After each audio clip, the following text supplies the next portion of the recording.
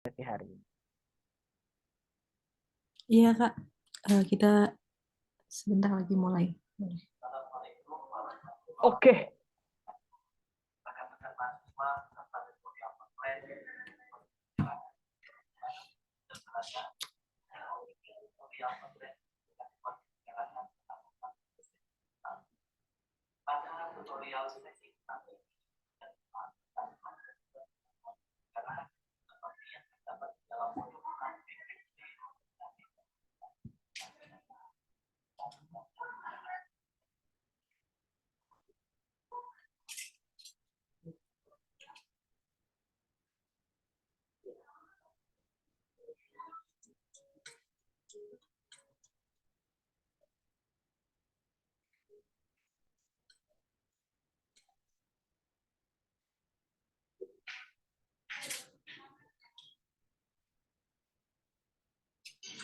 Alhamdulillah udah nambah 1 ya Mbak Elda. Jadi 18. Ya, Mas, silahkan bisa langsung share screen. Ah, serius nih? Oke. 14 Let's jam go. juga. Ya udah kalau gitu kita mulai Ya, aja. 1 menit lagi. Oh, Nanti 1 menit bisa lagi. share Oke. screen. 1 menit lagi ya guys. Mentornya keren. Kenapa komentarnya keren? Semangat terus. Iya Kak, soalnya sahurnya tadi nggak pakai Indomie, pakainya nasi. Subhanallah. Mantap. Oke, udah 14.05 teman-teman semuanya. Ngaruh kan Indomie ya. Kalau pakai Indomie cepat lapar biasanya. Oke, thank you teman-teman. Kita udah ada 19 orang ya. Berarti peserta 17 dikurangin aku sama Mbak Elda. Aku mulai aja, menghargai baik lagi yang sudah datang tepat waktu. Kita sudah masuk sesi ke-7 ya teman-teman. Kalau berarti kita udah hampir selesai. Sesi terakhir itu besok. Jadi harapannya di hari ini kita bisa tanya jawab lebih intens lagi ya, karena lewat dari besok itu kita udah tidak bisa tanya jawab anyway. Untuk tugas ini preambul dulu, tugas terakhir itu nanti di sesi besok aku sampaikan. Mudah kok tugasnya. Kisi-kisinya bikin konten pilar aja yang sederhana. Deadline-nya di tanggal 13 April 2359. Cara ngerjainnya gimana besok aku jelasin. Karena hari ini kita hanya akan membahas strategi optimasi media sosial. Kita akan coba ceki-ceki tentang tren media sosial saat ini. Sesimpel itu. Dan ini adalah jembatan untuk bantuin teman-teman ngerjain tugas besok. Gitu. Aku akan mulai dengan satu gambar. Ada 2 gambar deh. Ada 2 gambar. Boleh diketik buat teman-teman yang tahu konten ini, boleh diketik satu kata yang menggambarkan 2 konten ini. Di kolom chat aja. Buat yang tahu. Buat yang nggak tahu, konten sebelah kiri yang kopi 80.000 itu adalah konten dari, lupa aku namanya Timothy ya kalau nggak salah. Nah, dia waktu itu menceritakan tentang kondisi dia yang waktu itu sedang terpuruk, tidak punya uang. Jadi dia pergi ke hotel untuk beli kopi 80.000 dengan tujuan memperhatikan perilaku-perilaku orang kaya yang ada di hotel. Supaya ketularan kaya. Gampangnya gitu ya, gampangnya. Kalau yang sebelah kanan ini kalau teman-teman tahu namanya Magdalena. Magdalena ini kita bisa bilangnya food blogger ya teman-teman, karena dia kontennya review-review makanan gitu ya. Terus juga makanan enak atau enggak gitu. Nah, waktu itu dia sempat diwawancarai di satu channel, aku lupa channel apa gitu ya. Nah, waktu itu dia cerita gitu, datang ke satu restoran, terus menurut dia kok tidak diservis quote unquote lebih gitu ya, padahal dia adalah seorang food blogger terkenal. Terus habis itu, tada, jadilah seviral sekarang. Oke, aku cek-cek dulu jawaban orang-orang ya. Oke, 1 dari Mas Wahyu viral. Oke. Mas Fadel blunder. Oke, nggak apa-apa. Mbak Nanako idih ya Allahu Akbar. Oke lah, aku anggap itu satu kata. Oh, Mas Agil, ngoding paling 30 menit beres. Tolong Mas Agil, itu beda konten ya. Maaf. Kontroversi, blunder, pansos. Oke, baik. Oke, thank you teman-teman semuanya. Jawaban teman-teman nggak ada yang salah, nggak ada yang benar. Tapi karena kita lagi ngebahas tentang sosial media gitu ya. Pertanyaan berikutnya adalah setelah tadi punya satu kata persepsi tentang yang ada di depan mata teman-teman semua, adalah ini. Apa sih satu hal menurut teman-teman ya yang bikin konten tadi itu rame? Konteksnya bisa positif, bisa negatif ya. Terserah satu hal. Jadi ini nggak cuma satu kata ya, satu hal aja yang menurut teman-teman konten-konten tadi itu ramai. Diketik di kolom chat aja. Misalnya contoh, karena tidak sesuai norma, misalnya gitu ya. Misalnya juga karena bikin emosi, misalnya gitu. Atau karena apa namanya tidak sesuai dengan kondisi di lapangan, misalnya gitu. Beda perspektif juga boleh, gitu. Atau ya emang sebenarnya ini mah udah didesain untuk viral, misalnya gitu ya. Contoh, karena repostnya rame nggak sih? Oke, bisa jadi beda perspektif, tampil beda. Kayak TV One teman-teman, buat generasi saya dulu adalah salah satu penonton TV One karena tagline-nya memang beda. Ting. Oke, apalagi tampil beda, kontroversial, caper. Beda perspektif karena repostnya rame nggak sih? Anti mainstream, baik, anti mainstream. Apalagi? Sudah cukup? Sudah cukup? Sudah cukup? Atau masih ada yang mau mengeluarkan pendapatnya di kolom chat terhadap dua konten yang tadi saya tunjukkan? Alright, kalau nggak ada, kita akan mulai sesi hari ini. Jadi, tujuannya adalah memahami tren sosial media saat ini. Jadi yang tadi dua fenomena konten yang sudah dilihatin ke teman-teman, itu juga salah satu tren sebenarnya menurut eh, penjelasan hari ini. Terus yang kedua, menentukan sosial media platform mana sih yang cocok buat pemasaran yang akan kita lakukan gitu ya. Terus ketiga, cara kerja fitur sosial media pada umumnya gitu teman-teman. Nah, ini 3 hal yang harapannya setelah sesi hari ini bisa terjawab, bisa dibayangkan, bisa tercerahkan terhadap teman-teman. Dan kalau misalnya ada pertanyaan yang bingung gitu ya, selama sesi ini berlangsung, boleh langsung potong, boleh langsung tanya di kolom chat gitu. Oke, bagian 1, tren sosial media saat ini. Jadi sebenarnya kalau yang terakhir aku tunjukin itu datanya 2021, ini Februari 2022. Ternyata kalau ada yang ingat 2021 itu number of social media user-nya cuma 170 juta. Tapi di Februari 2022 nambah 191 juta. Gitu. Bisa jadi nambah device, bisa jadi generasi-generasi setelah kita ini yang muda-muda udah mulai terpapar lebih cepat. Itu kemungkinan-kemungkinannya ya. Jadi jumlah penggunanya makin banyak. Gitu. Dan ini angkanya naik 12% dibandingkan tahun lalu. Yang kalau di sini dia pakai pembanding angka umur 13 tahun ke atas. Jadi ibaratnya orang-orang yang udah dianggap 13 tahun ke atas masuk ke surveinya, terus ternyata mereka udah pakai sosial media. Gitu. Dan sehari-hari orang-orang ini rata-rata ngabisin waktunya 3 jam di sosial media doang. Bukan di internet ya, di sosial media doang.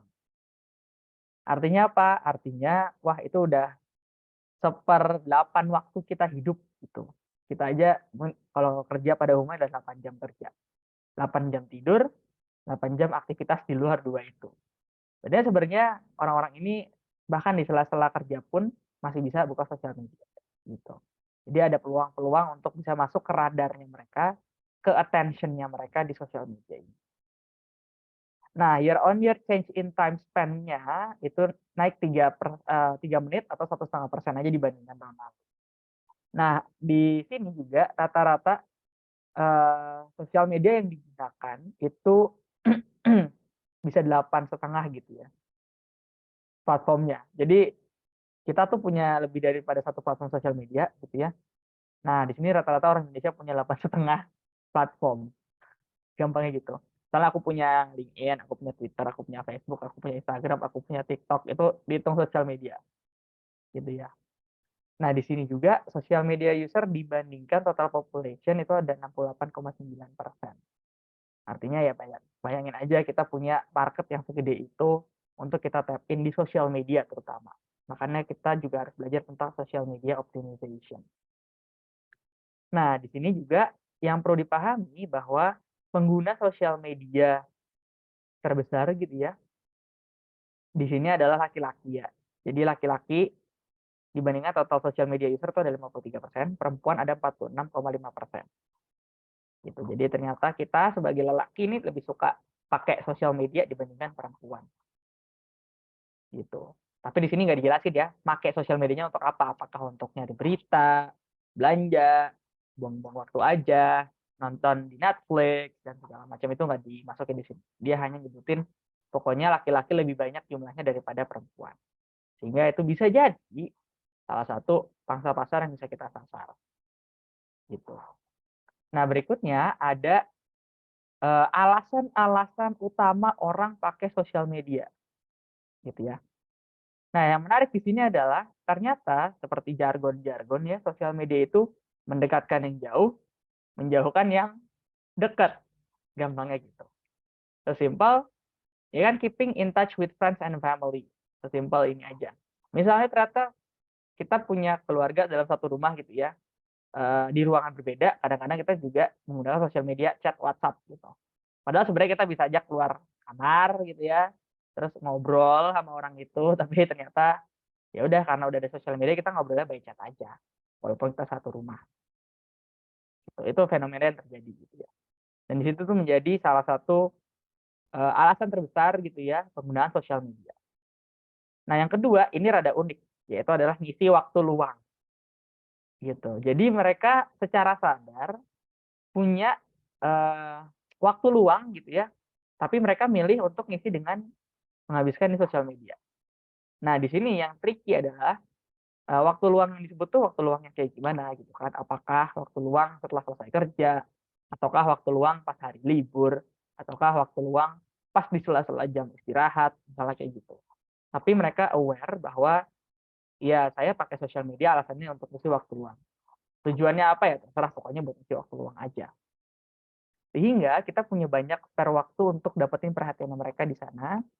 Tapi kita juga perlu perhatikan bahwa ada saingannya, yaitu brand lain, produk lain itu juga mencoba mencuri-curi waktu, mencuri-curi perhatiannya dari calon konsumen itu.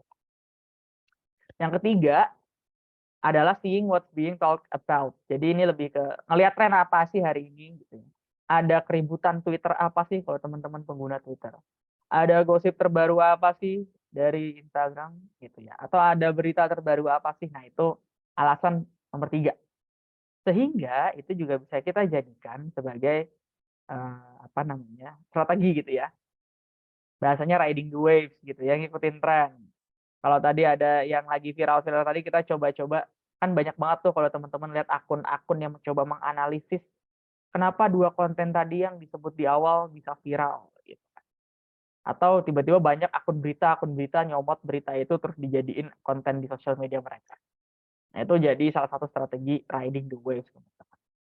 Nah, berikutnya yang unik adalah looking for things to do or buy. Berarti kan ada kecenderungan orang buka-buka sosmed tuh buat belanja. Padahal bukan buka marketplace ya, buka-buka sosmed itu buat belanja. Nah, itu yang juga bisa jadi salah satu pertimbangan kita untuk saat masuk ke dalam sosial media, perhatikan sosial media kita, pelajari, optimasi. Itu yang penting. Nah, sisanya ya silakan nanti dibaca sendiri ya. Mungkin nggak bisa bacain satu-satu, tapi itu beberapa alasan terbesar orang di Indonesia itu menggunakan sosial media. Gitu.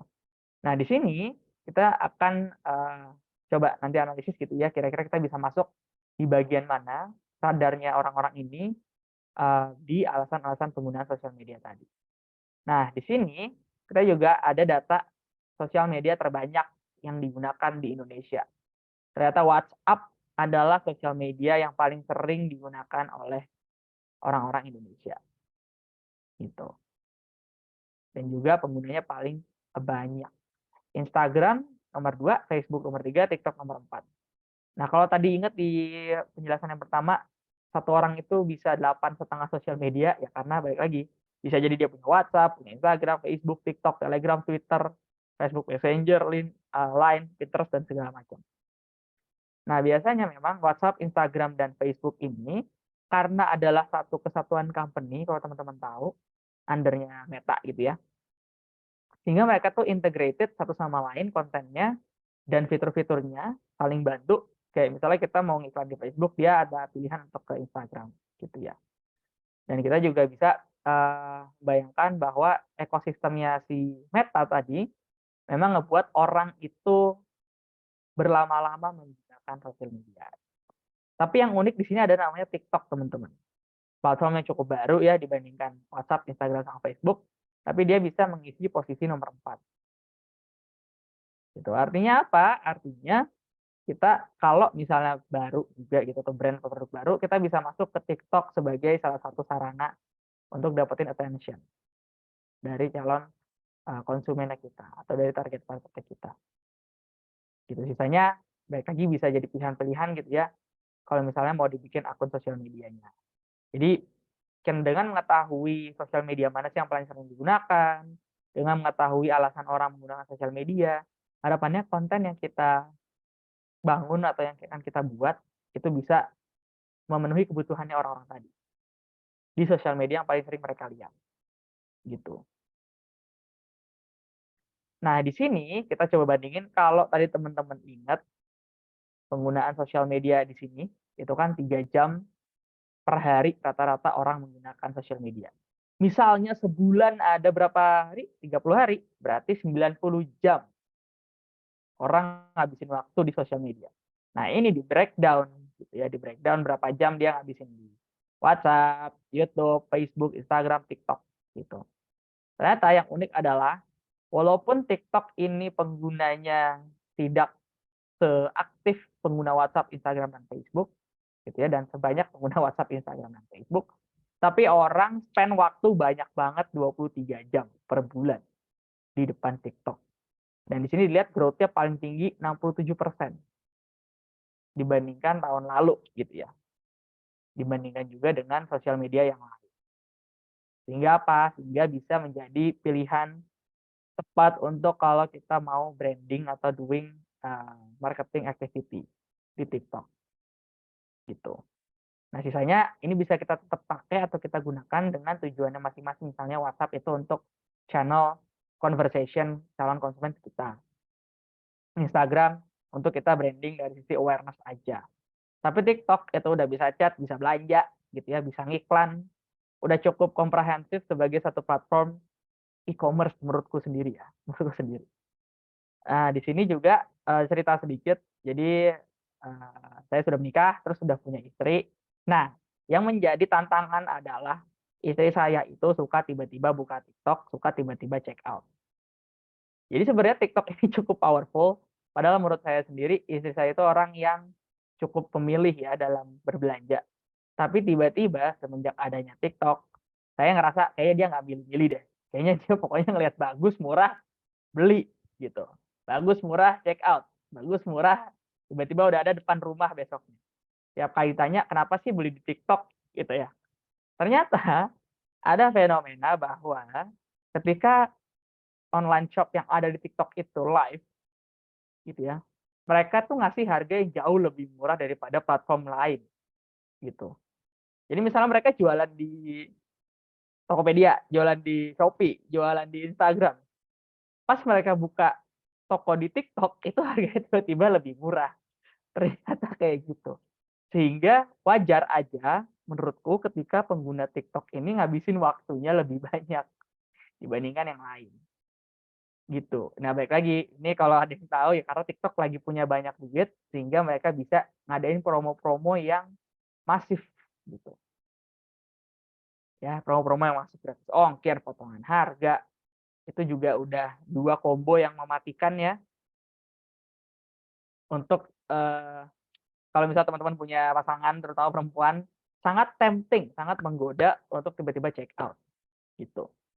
Dan bagusnya lagi, ini dari sisi TikToknya ya, karena udah dibentuk kebiasaan kalau di TikTok itu ada harga yang lebih murah, dan lebih murahnya kalau lagi live, jadi orang-orang tuh nungguin gitu ya, nungguin live-nya kapan, dan ngeliatin live-nya ini barang yang dimiliki atau diinginkan, itu apakah udah ada diskon atau belum. Jadi mereka dipaksa bolak-balik mondar-mandir ke live TikTok atau live online store yang ada di TikTok untuk ngecek, oh ini lagi diskon apa, oh barang yang diinginkan belum diskon nih, kita tunggu besok. Dicek lagi besok ada lagi nggak yang diskon sesuai dengan yang diinginkan. Kalau nggak, ditunggu lagi besok. Jadi emang sengaja dibuat sedemikian rupa supaya orang lain itu, bukan orang lain sih, orang-orang itu yang nonton TikTok Live Online Store itu balik lagi. Walaupun misalnya spending-nya cuma bentar, kalau misalnya nggak sesuai. Kalau misalnya yang sesuai, udah tuh lama, set, liatin stok segala macam, check out langsung, gitu. Nggak ada transaction fee-nya, ya betul sekali Kakak. Selama lebih murah ditungguin, baik. Karena memang cenderungnya ya, konsumen itu sangat price sensitive gitu ya. Ada barang lebih murah, dia akan pilih ke sebelah. Ada barang lebih murah, dia akan pilih ke sebelah. Yang itu normal. Makanya price war itu salah satu hal yang sangat common, tapi kalau itu berkelanjutan tidak sustain dari sisi company. Mau sampai kapan dia bakar duit gitu ya. Oke, ini yang bisa kita lihat fenomena-fenomenanya dari tren sosial media di Indonesia, teman-teman. Nah, di sini juga yang menarik adalah ternyata WhatsApp itu spending time-nya juga cukup banyak ya, 31 jam walaupun pertumbuhannya itu cuma 2%. Artinya apa? Artinya orang tuh aware gitu ya, cukup responsif gitu terhadap message-message yang ada di WhatsApp. Sehingga itu juga kita bisa jadikan salah satu channel untuk kita masuk di aktivitas pemasaran. Karena kalau teman-teman tahu WhatsApp itu punya fitur WhatsApp Business. Nah, di situ juga kita udah bisa jualan kan. Kita udah bisa jualan. Jadi selain WhatsApp sebagai yang awalnya itu cuma personal, sekarang udah bisa WhatsApp Business. Dan udah ada banyak fitur-fitur yang mendukung WhatsApp Business kayak misalnya WhatsApp Blast, kayak misalnya udah bisa ngasih katalog gitu ya. Nah, itu beberapa fitur yang at the end of the day, social media itu lama-lama akan jadi e-commerce, teman-teman. At the end of the day ya. Gitu. Kayak misalnya YouTube. Kenapa YouTube aku sebutnya e-commerce? Karena udah banyak terjadi transaksi bisnis yang terjadi di YouTube ya. Kayak misalnya orang atau company beli iklan di YouTube gitu untuk placement. Nah, itu juga adalah bentuk e-commerce atau komersil via elektronik. Facebook udah pasti e-commerce gitu ya. Kenapa? Karena udah ada Facebook Marketplace gitu. Dan juga apa namanya? Instagram. Instagram udah kayak e-commerce banget. Kenapa? Karena udah ada beberapa fitur yang misalnya ada katalognya, ada link untuk pembayaran gitu ya. Udah ada iklannya gitu. Walaupun semuanya ini di awal-awal nggak ada iklan, misalnya gitu. Tapi lama-kelamaan balik lagi ketika awareness-nya udah gede banget, berarti udah bisa masuk ke dunia komersial. Gitu. Itu yang perlu kita perhatikan ya teman-teman. Di dunia sosial media ya terutama. Ini kalau ditanya yang mana Mas Oman, oke resource-nya punya sebanyak apa waktu, tenaga, dan biaya. Kalau misalnya masih terbatas, ya kita mulai dengan yang pengguna terbanyak dulu. Kita mulai dengan yang spending waktunya paling banyak dulu. Gitu. Oke, clear enough? Nah, ini yang terjadi di tahun 2002 Februari. Tahun 2023 gimana Mas Oman? Aku bisa asumsikan akan makin bertambah, tapi sifatnya shifting. Gitu ya. Mungkin shifting dari yang tadinya nonton YouTube, sekarang nontonnya TikTok. Nonton Instagram, sekarang nontonnya TikTok.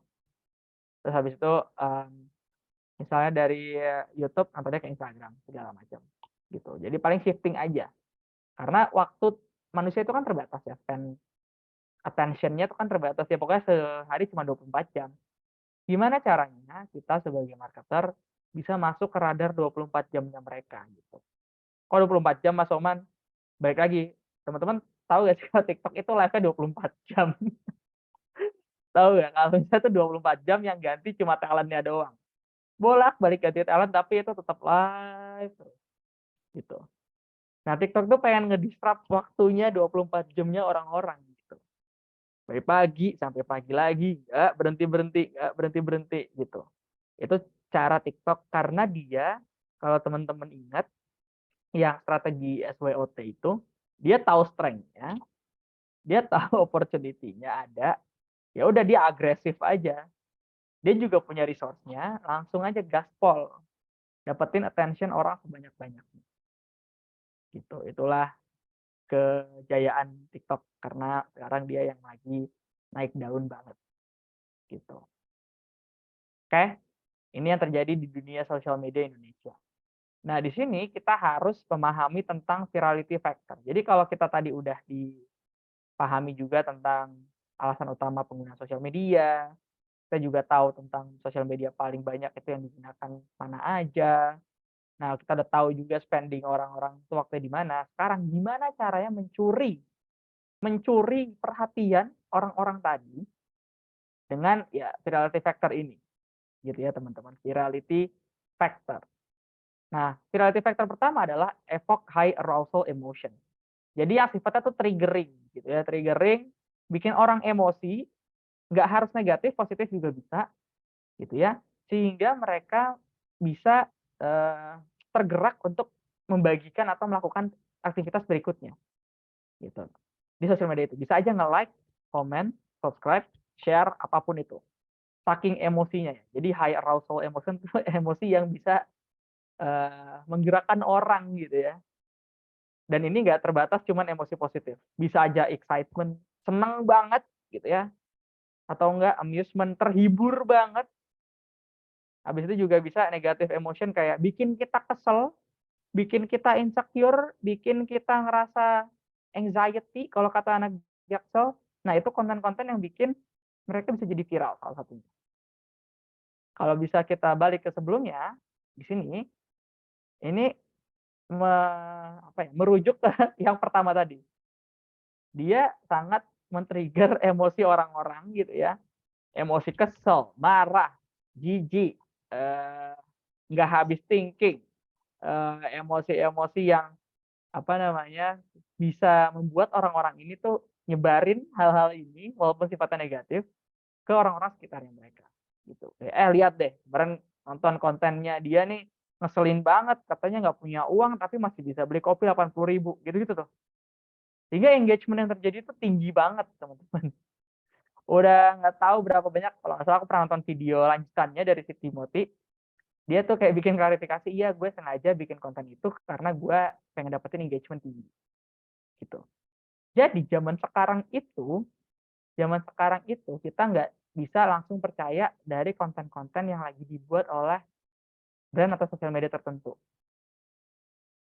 Nggak bisa percaya dalam arti gini, misalnya ada orang bikin konten yang ngeselin, bisa aja itu emang dia sengaja, intentional, untuk bikin balik lagi, nge-trigger emosi orang-orang dari konten itu, gitu. Jadi kalau bisa dibilang, kalau dia ada satu brand bikin konten gitu ya, terus tiba-tiba viral dengan nge-trigger emosi orang, ya emang itu dibuat secara sengaja, gitu.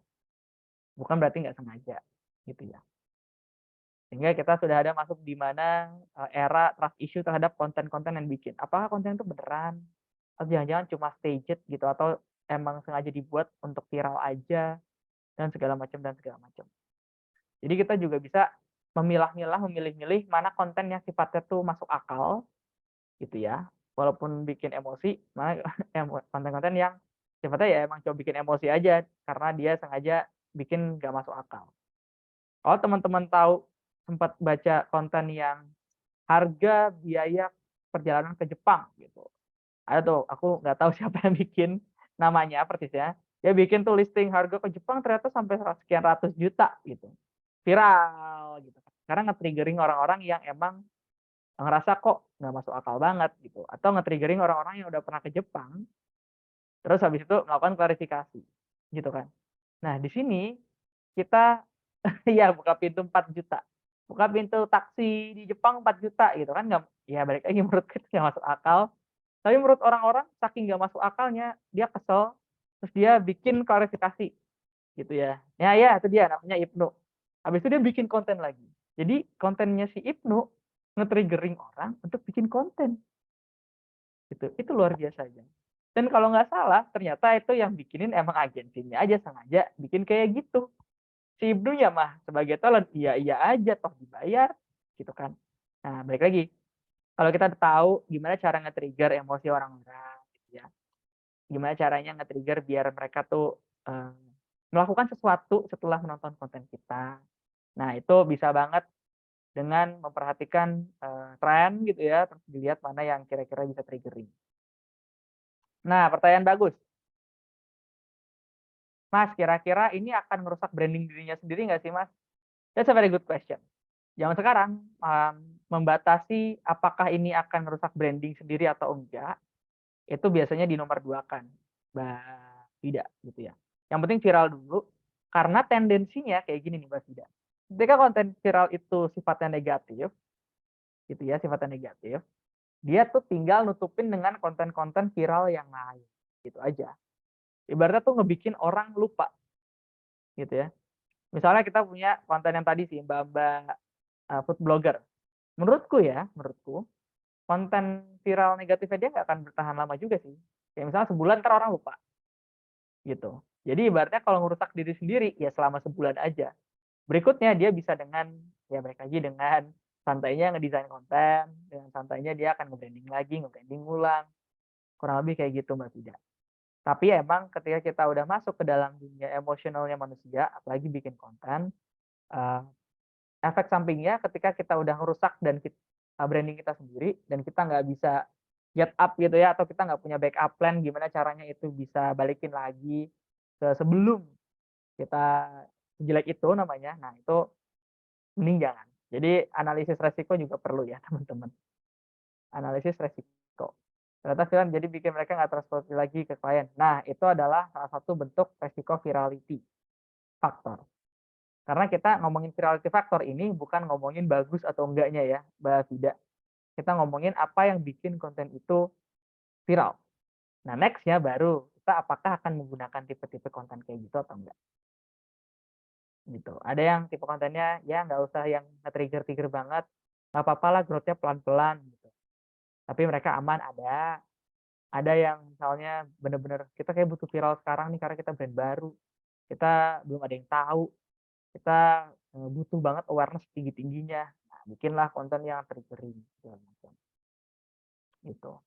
Tapi lama-lama kita akan pelajari pola ya teman-teman. Mana yang bikin emosi, mana yang enggak, mana yang bikin emosinya positif, mana yang bikin emosinya negatif. Gitu. Semakin sering kita observasi, semakin sering kita bikin sendiri juga kontennya, semakin tajam sense kita ketika kita lagi bikin konten. Thank you Mbak Vida atas opininya. Gitu ya. Nah berikutnya konten-konten yang viral itu yang sifatnya praktikal. Gitu ya, praktikal artinya apa? Artinya orang-orang ketika habis nonton konten ini udah tahu nih mesti ngapain. Udah kebayang nih mesti ngapain yang berhubungan sama konten tadi gitu. Misalnya konten olahraga ya. Biasanya kayak 5 menit tips bikin perut six pack gitu kan. Pas ditonton, oh iya dia sit up segala macam praktikal karena bisa langsung dilakukan. Contoh ya kayak gitu. Atau bikin konten yang berhubungan 5 menit cepet kaya gitu ya. Nah, udah ada hook-nya gitu kan. Nah, habis itu kita nonton kontennya, oh ternyata kalau mau cepet kaya harus jadi anaknya orang kaya. Praktikal. Walaupun nggak bisa langsung dilakuin. Tapi kebayang, at least di otak mereka, oh gitu ceritanya. Gitu. Praktikal. Jadi konten-konten yang sifatnya how to gitu ya biasanya. Terus juga how to-nya itu lagi ngetrend gitu. Dan juga bisa membuat orang-orang yang baca, orang-orang yang nonton bisa langsung mengaplikasikan hasil mereka menonton konten tersebut. Gitu. Contoh lain, teman-teman kalau misalnya lagi nyari dunia kerja gitu ya, banyak banget orang-orang atau akun konten creator bikin cara cepat memahami Excel gitu. Nah, itu langsung dikasih tahu, kayak konten cuma semenit gitu. Ini cara melakukan pivot gitu ya di Excel semenit. Udah tuh orang udah kebayang. Bukan berarti orang itu langsung ngelakuin ya, tapi dia bisa kebayang apa yang harus dilakuin. Kayak gitu. Itu yang disebut dengan praktikal. Nah, berikutnya tipe-tipe konten yang bikin viral adalah faktornya trustworthy, teman-teman. Yang bisa membangun rasa percaya gitu ya dari calon konsumen. Padahal kita bukan siapa-siapa gitu gampang.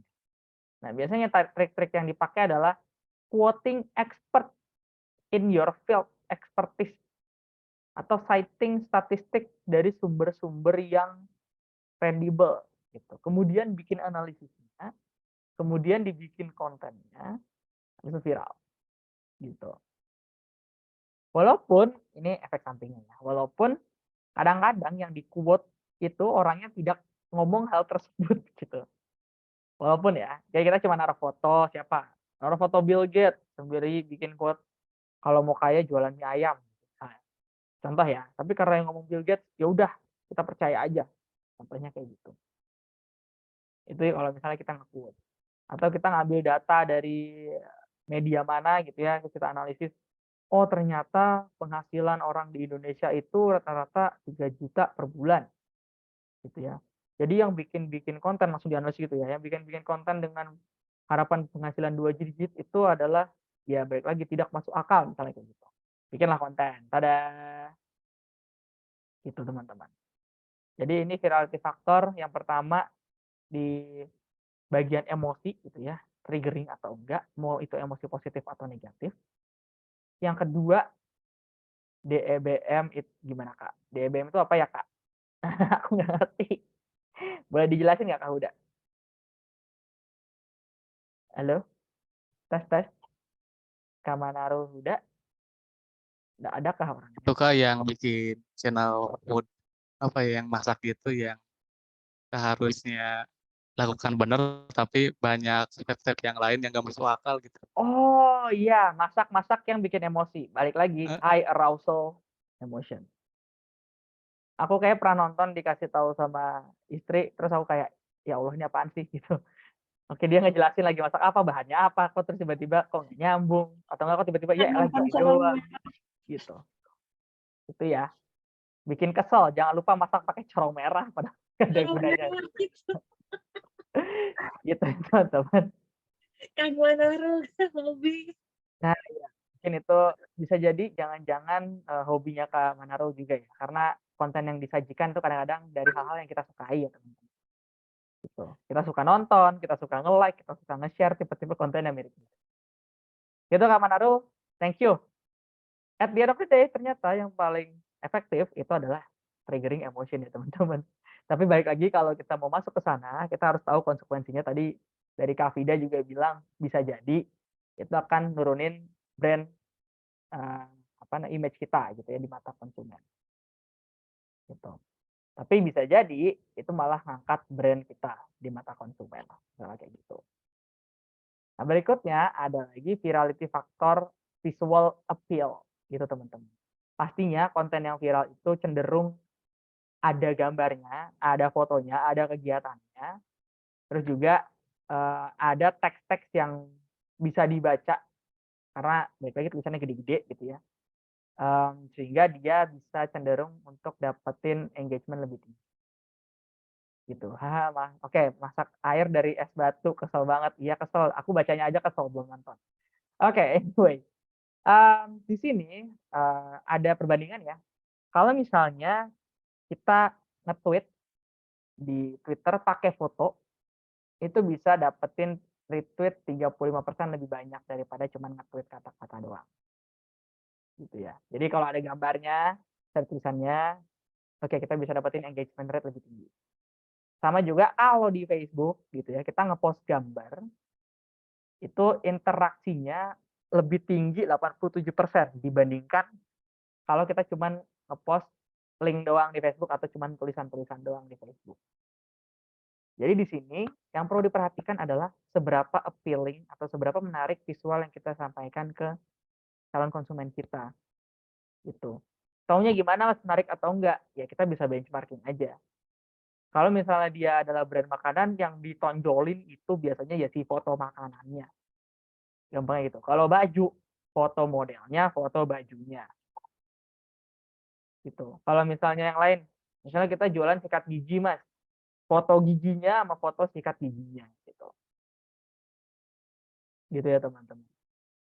Itulah kenapa konten-konten yang viral yang emang udah clear gitu ya visualnya. Terus juga bisa dibaca tulisannya. Terus layoutnya juga oke. Warna-warnanya nggak yang tabrakan sama lain. Sehingga orang kalau lihat, oh oke, mau dong lihat sampai selesai videonya misalnya gitu. Itu teman-teman. Di faktor virality yang berikutnya yaitu visual appeal. Nah, berikutnya ada namanya publish your content during peak hour. Jadi kita harus paham dulu kapan sih sebenarnya konten ini dilihat sama banyak orang gitu. Atau kapan sih orang tuh bersosial media lebih lama dibandingkan jam-jam yang lain di hari tersebut gitu ya. Nah, di sini dia ngasih gambaran, ini bisa jadi benar, bisa jadi salah, baik lagi tergantung eksperimen kita. Ini kan kita ngeliat dari eksperimen orang ya. Strategi yang bagus itu yang ketika di-publish itu di hari Senin sama Selasa, di awal-awal minggu gitu ya. Kemudian dia ngepromotin hal yang sama itu di weekend gitu. Jadi ibaratnya dia bikin konten dulu, oke udah di-publish hari Senin sama Selasa gitu ya. Terus nanti kalau udah menjelang weekend, ya kita retweet lagi, kita repost lagi, kita boost pakai ads gitu. Jadi ibaratnya ketika di hari awal-awal minggu orang aware dulu nih, oh iya ternyata akun ini ada konten ini. Nah, untuk nge-reminder lagi dan kita bisa masuk ke radarnya mereka lagi, kita ambil waktu weekendnya mereka di mana itu waktunya lebih banyak. Itu aja. Nanti kalau ditanya Mas Oman kalau misal di luar hari itu gimana? Baik lagi kita testing aja sih teman-teman. Testing dulu mana waktu yang menurut kita paling oke dengan konten-konten yang kita tawarkan gitu ya. Data-data yang kita dapat itu seperti apa. Karena kalau misalnya di Instagram itu juga kadang-kadang, bukan kadang-kadang sih, itu kita dikasih tahu mana hari-hari orang ngelihat akun kita paling banyak, mana yang paling dikit. Gitu. Itu juga bisa jadi data buat kita untuk menentukan kapan kita harus posting. Kapan kita harus nge-publish konten tersebut. Gitu teman-teman. Ini aku kasih contoh dulu ya. Nih, beberapa contoh yang dibuat oleh social media agency gitu ya. Bisa benar bisa salah, untuk dijadiin benchmark aja. Misalnya di LinkedIn, hari-harinya yang best day adalah hari Selasa, Rabu, Kamis. Hari kerja lah gitu ya, hari kerja. Tapi worst day-nya adalah hari libur. Ya, di sini kita udah kelihatan ya, orang-orang yang buka LinkedIn adalah orang-orang yang bekerja, teman-teman. Atau yang sedang mencari kerja, atau yang berhubungan dengan dunia profesional. Jadi ya waktu-waktunya yang terbaik ya di hari kerja. Yaitu di tengah-tengahnya di Selasa, Rabu, Kamis, di mana orang-orang udah mulai tune in gitu ya. Karena di hari Senin biasanya masih hektik, gedebak-gedebuk, tiba-tiba kerjaan numpuk, tiba-tiba tugas numpuk, belum sempat buka LinkedIn. Hari Selasa udah rada-rada lengang, Rabu, Kamis itu udah kayak masih bisa buka-buka LinkedIn. Nah, worst day-nya kenapa hari Sabtu sama Minggu? Karena mereka tidak bekerja. Yang mereka buka sosial media yang lain. Gitu. Jadi kalau kita mau posting di LinkedIn, jangan di hari weekend. Gitu. Sarannya begitu. Gitu. Dan di sini udah dikasih tahu jam-jam yang paling oke kalau misalnya di hari kerja, yaitu jam 10 sampai 11 siang aja. Walaupun jam-jam lain bisa-bisa aja gitu ya teman-teman. Kenapa jam 10 11 siang gitu ya? Ya lagi coffee break lucu lah.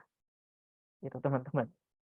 Dan di sini LinkedIn itu digunakan balik lagi profil penggunanya juga memang di dunia profesional ya, ada recruiter, ada sales people kayak saya, ada business people atau yang punya bisnis gitu ya, yang menggunakan LinkedIn itu sebagai platform profesional, part of their job gitu, part of their professional life. Itu image LinkedIn. Berbeda dengan Facebook teman-teman semuanya.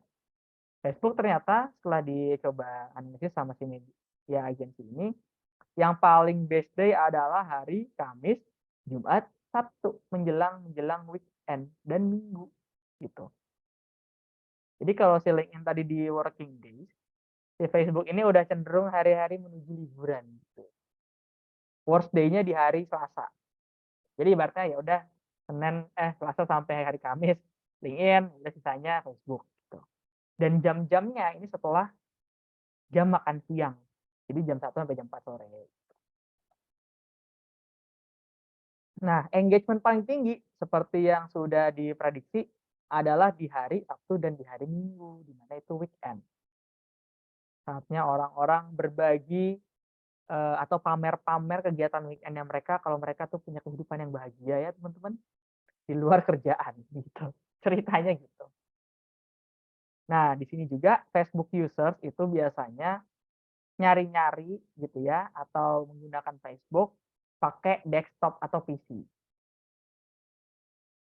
Dan ini kita kata-katanya check it during downtime at work. Ibaratnya jam-jam yang udah dirasa kayaknya lagi nggak produktif nih atau kayaknya udah selesai kerjaannya, ya udah kita buka-buka. Nah, bisa jam setelah makan siang. Jam setelah makan siang sampai sore. Gitu teman-teman. Kerjanya biasa ditumpuk aja di pagi sampai jam 12 udah selesai atau dikit lagi selesai, ya biasanya bisa nyerang-nyerang waktu lah. Itu buat Facebook teman-teman. Ya masih ada Mas yang pakai Facebook, masih aku pakai kok. Aku pakai Facebook. Buat apa? Buat jualan sih lebih tepatnya. Buat jualan, marketplace gitu. Oke teman-teman, sampai sini udah kebayang ya, ini 2 sosial media, LinkedIn dan Facebook.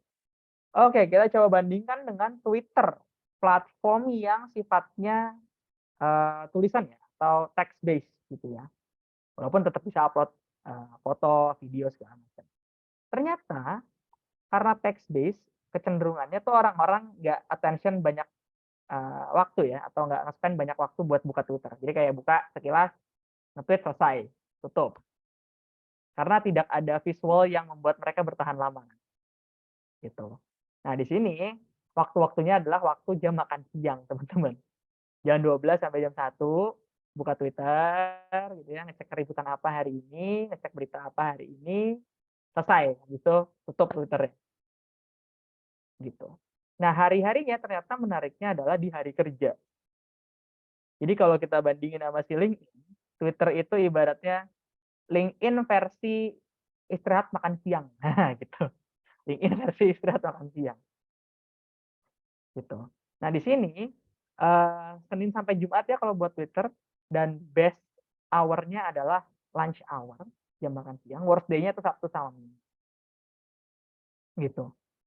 Jadi baik lagi ternyata Facebook masih menjadi pilihan untuk Sabtu sama Minggu ya, teman-teman. Itu untuk posting di Twitter ya, worst day untuk posting. Nah, di sini kalau kita ngeposting di hari Senin sampai Jumat ya di jam-jam makan siang, cenderungannya kita bisa dapat engagement lebih tinggi di Twitter gitu. Berikutnya kita coba bandingkan dengan Instagram, teman-teman. Instagram. Best day-nya ternyata ada hari Senin, Rabu, Kamis, gitu ya teman-teman. Senin, Rabu, Kamis. Gitu. Nah, di sini Instagram itu karena visual appealing ya, teman-teman. Jadi waktu atau jam-jam yang oke gitu ya, itu ada cukup banyak. Di sini ada jam 11 sampai jam 1 siang. Ada jam 7 sampai jam 9 malam setelah kerja. Gitu. Jadi ada window timeline-nya, teman-teman. Jam 11 siang sampai jam 1 siang gitu ya, jam 7 sampai jam 9 malam. Gitu. Untuk Instagram. Jadi orang-orang yang kayak butuh hiburan-hiburan yang ada gambar, video segala macem pas jam kerjanya udah lagi break gitu ya atau lagi coffee break, ya buka-bukanya Instagram. Gitu. Atau udah capek jenuh sama buka-buka kerjaan, buka-buka Excel, buka-buka sheet, Google Slide gitu ya. Ya udah buka-buka Instagram setelah jam kerja. Butuh hiburan gitu. Nah, di sini hari Rabu itu adalah hari yang paling tinggi engagement-nya. Kalau dilihat-lihat hari Rabu sama hari Kamis ini kan tengah-tengah minggu ya. Gitu ya, tengah-tengah minggu ya kita bisa punya gambaran kalau kita mau posting ya di hari-hari kayak gitu. Hari-hari tengah minggu, di hari Kamis sama di hari Rabu. Oke, kawan, apakah boleh tahu sumber data ini dari mana? Mau di-save untuk referensi ke depan? Iya, nanti aku kasih tahu, Kak. Aku lupa namanya, aku ada link-nya. Ya, aku kasih link-nya aja. Bisa stop share dulu ya. Oke. Ini aku kasih link-nya di kolom chat ya, teman-teman, data yang aku dapat tadi. Terus juga tadi Mas Wahyu, Kak, aku pernah nonton video dari content creator kalau sebenarnya waktu upload di media sosial bagusnya disesuaikan sama audiens kita sendiri, Mas. Itu betul, teman-teman. Jadi konteks yang kita gunakan di sini adalah kita tuh belum punya audiens yang loyal. Jadi kita baru mau gain audiens ya, teman-teman. Nah, ini dia ngasih tahu waktu-waktunya sebagai orang yang belum punya audience loyal, ya udah kita curi-curi waktu-waktunya mereka ketika menggunakan platform-platform yang lagi kita akan pakai. Gitu, Mas Wahyu. Nah, nanti teman-teman semuanya, ketika kita udah punya audiens yang loyal, yang udah setia gitu ya, menunggu konten kita seperti para wanita-wanita itu yang menunggu TikTok Shop kalau lagi diskon. Nah, udah kita udah punya window timeline sendiri. Artinya apa? Artinya kita udah berhasil mencuri awareness-nya mereka gitu ya. Sehingga kita juga punya keleluasaan lebih gitu ya untuk bisa mengatur konten apa yang kita mau sajikan gitu ya. Karena mereka udah pasti nonton gitu kan. Terus juga jam-jamnya kapan, hari-harinya kapan aja. Makanya ada beberapa content creator yang emang kalau udah punya apa namanya? Loyal audience gitu ya atau audiens setia, dia tuh udah ngasih tahu, "Oke guys, kita akan upload seminggu sekali ya di hari Senin jam 1." Jadi dia tuh udah ngeset waktunya sendiri. Gitu. Dan audiensnya udah pada tahu, oh ya udah konten baru akan terbitnya di seminggu sekali di hari Senin jam 1 gitu. Jadi kalau di awal-awal kita mesti struggling mencari waktu yang tepat dari audiens yang lagi kita bangun gitu ya. Kalau kita udah punya, kita lebih enak kita bisa set waktunya kita sendiri. Gitu. Jadi itulah kelebihannya kalau kita punya loyal audience, teman-teman. Kita nggak usah ngikutin yang ada di depan mata ini gitu ya, karena kita udah punya orang-orang yang pasti nonton. Pasti lihat, pasti engage sama kita. Gitu. Kalau belum, ya coba-coba aja mana yang paling pas nih dari sosial media ini contoh. Gitu. Untuk curi-curi waktunya calon audiens kita. Infografiknya nggak ada di link di atas. Oh, nggak ada ya. Udah nanti aku cari lagi linknya. Mohon maaf ya Kak Clara. Nanti aku sematkan linknya di sini ya buat yang mau ceki-ceki. Oke, aku stop dulu. Sampai sini ada pertanyaan nggak ya, teman? Sebelum masuk memilih platform media sosial. Nggak ada nih. Ih, nggak ada. Mantap. Udah pada ngerti. Oh, kirain nggak ada. Siapa? Siapa di mana? Clarissa, Kak. Oh iya, Kak Clarissa, Kak. Clarissa. Oh, Kak Clarissa. Silakan Kak Clar. Iya, Kak Oman, aku tertarik sama yang tadi pembahasannya tentang repromote. Jadi kita bikinnya di awal minggu, di hari Senin atau Selasa, terus kita promote ulang di weekend gitu, misalnya Sabtu atau Minggu. Nah, aku kebayangnya kalau Instagram mungkin kita post di feed-nya mungkin Senin atau Selasa, terus kita promote ulang bisa lewat ads atau mungkin lewat IG story gitu ya.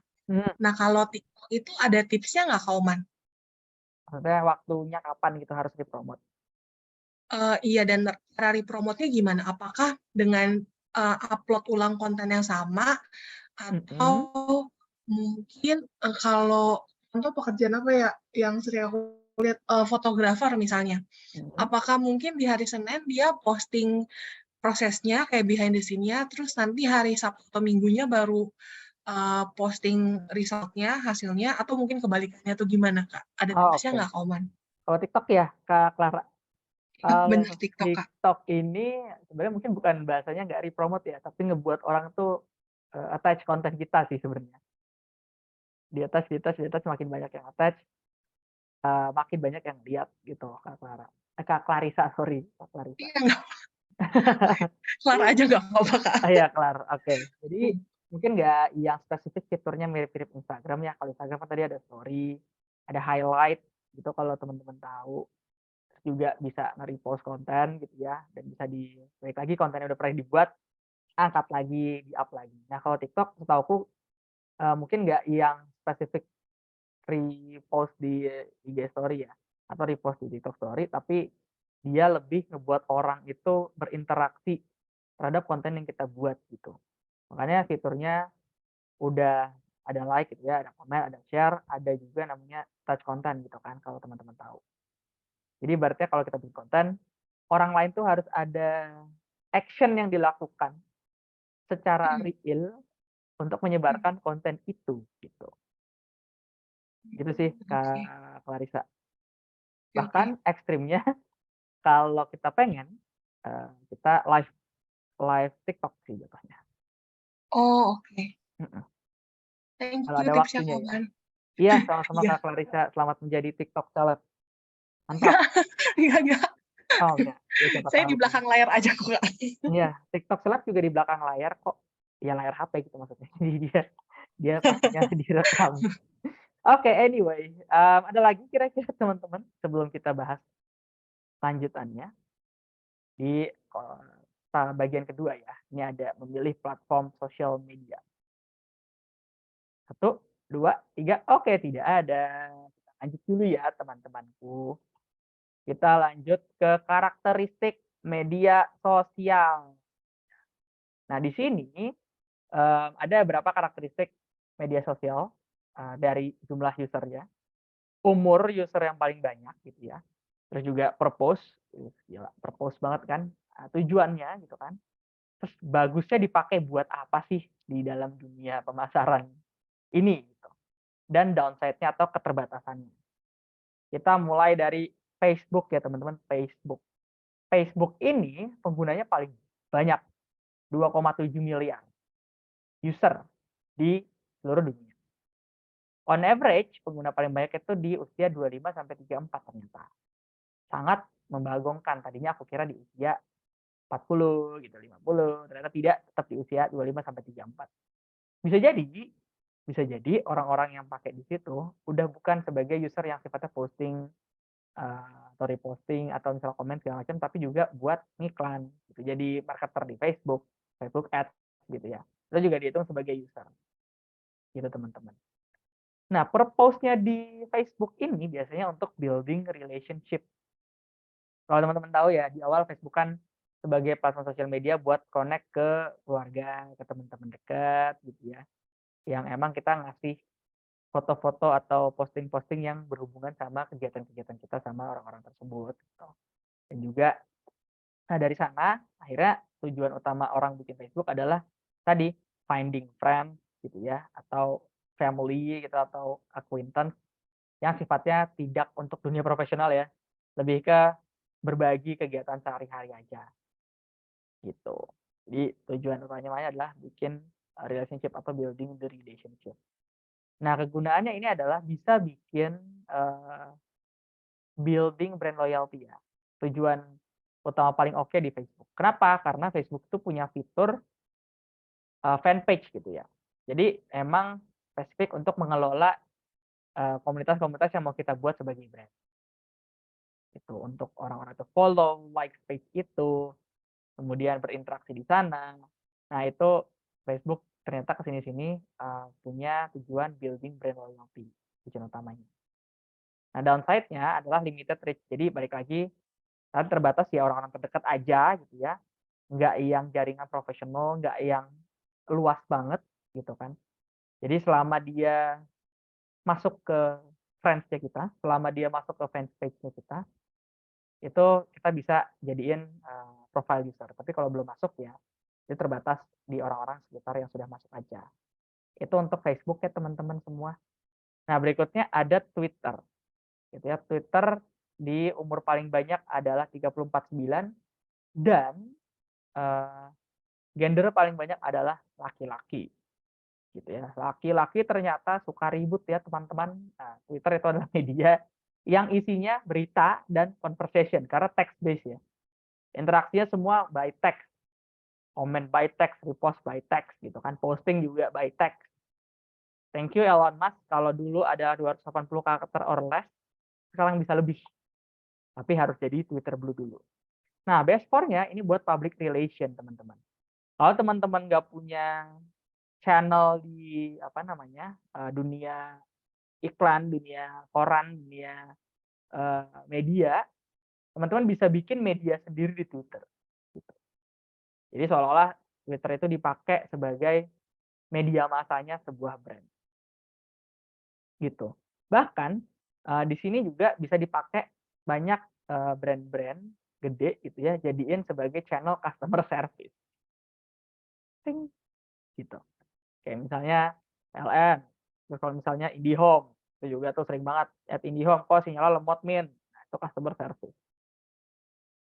Itu karena Twitter ini semuanya bersifat berita up to date dan text based gitu ya.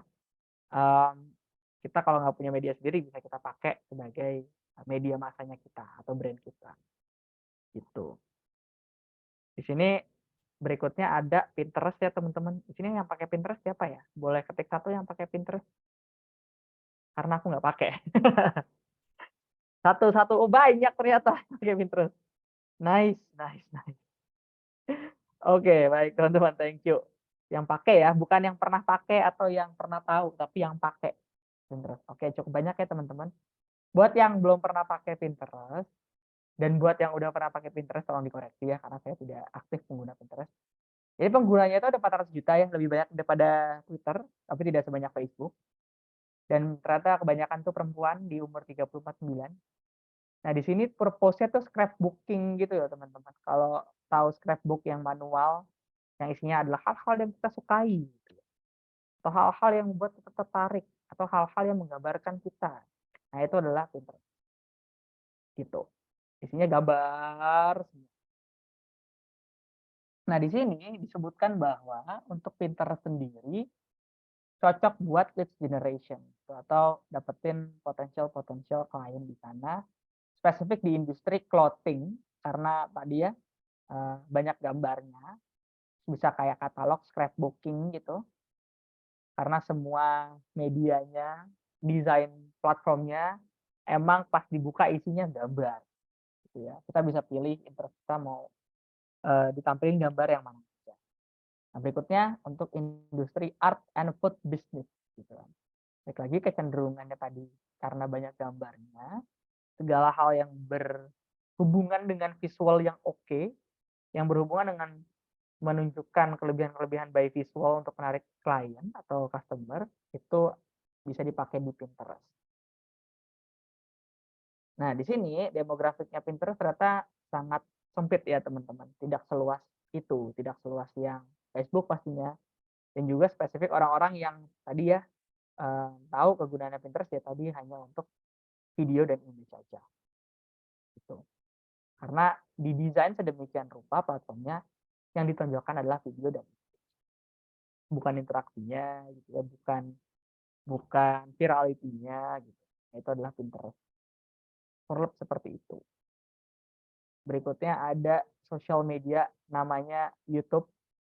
YouTube lebih dari TV kalau zamanku dulu. Nah, di sini ternyata pengguna YouTube 2,3 miliar. Segala umur. Dari yang muda banget sampai yang senior banget gitu. Kenapa? Karena balik lagi ya ini medianya mirip-mirip TV, semuanya video ya. Nah, video itu kan bisa dinikmati semua orang. Dari mana kecil banget sampai dengan yang senior banget. Nggak effort gitu, nggak mesti klik komen, nggak mesti klik subscribe, cukup klik videonya, nonton, selesai. Klik videonya, nonton, selesai. Dan platformnya juga memampukan orang-orang buat pilih video yang mereka mau. Nah, kalau dibuka isinya ya udah video, kita harus pilih. Gitu. Dan di sini biasanya purpose-nya untuk menunjukkan tentang konten-konten how to, lifestyle, educational, itu di YouTube. Karena dia cukup panjang ya durasi videonya, bisa berjam-jam di YouTube. Sehingga kita bisa cukup dalam ngebahas tentang hal-hal praktis yang bisa dilakukan. Misalnya gimana caranya nyuci piring yang baik dan benar.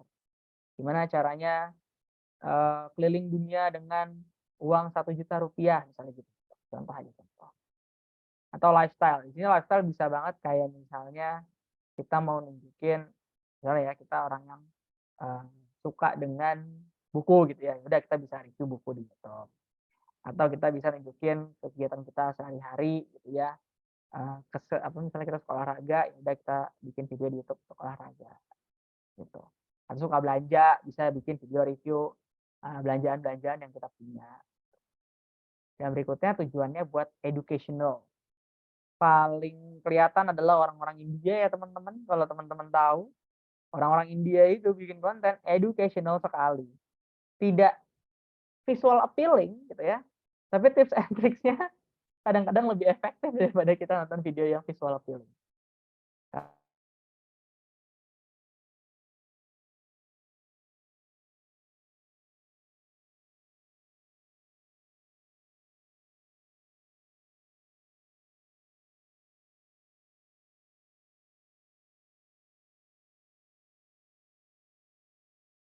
yang nggak mumpuni ya.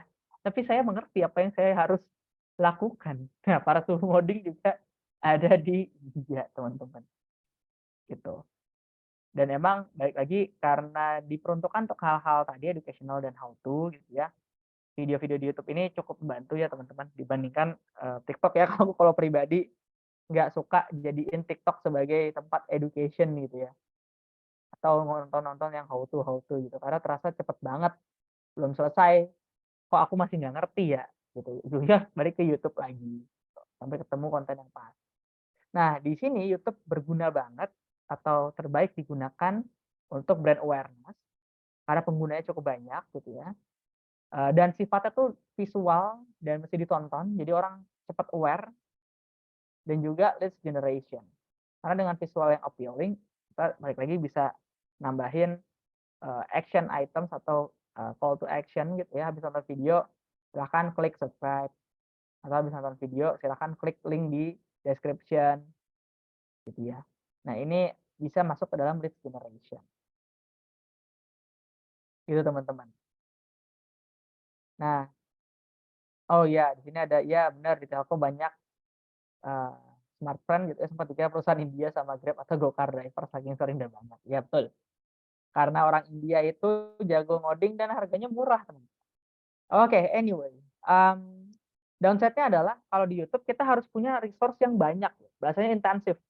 Kita harus spare waktu kita bikin video, kita harus spare waktu kita bikin teks gitu ya, yang di subtitle kalau tahu.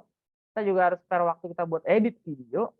Kita juga harus spare waktu kita bikin thumbnail yang ada di sana. Gitu ya.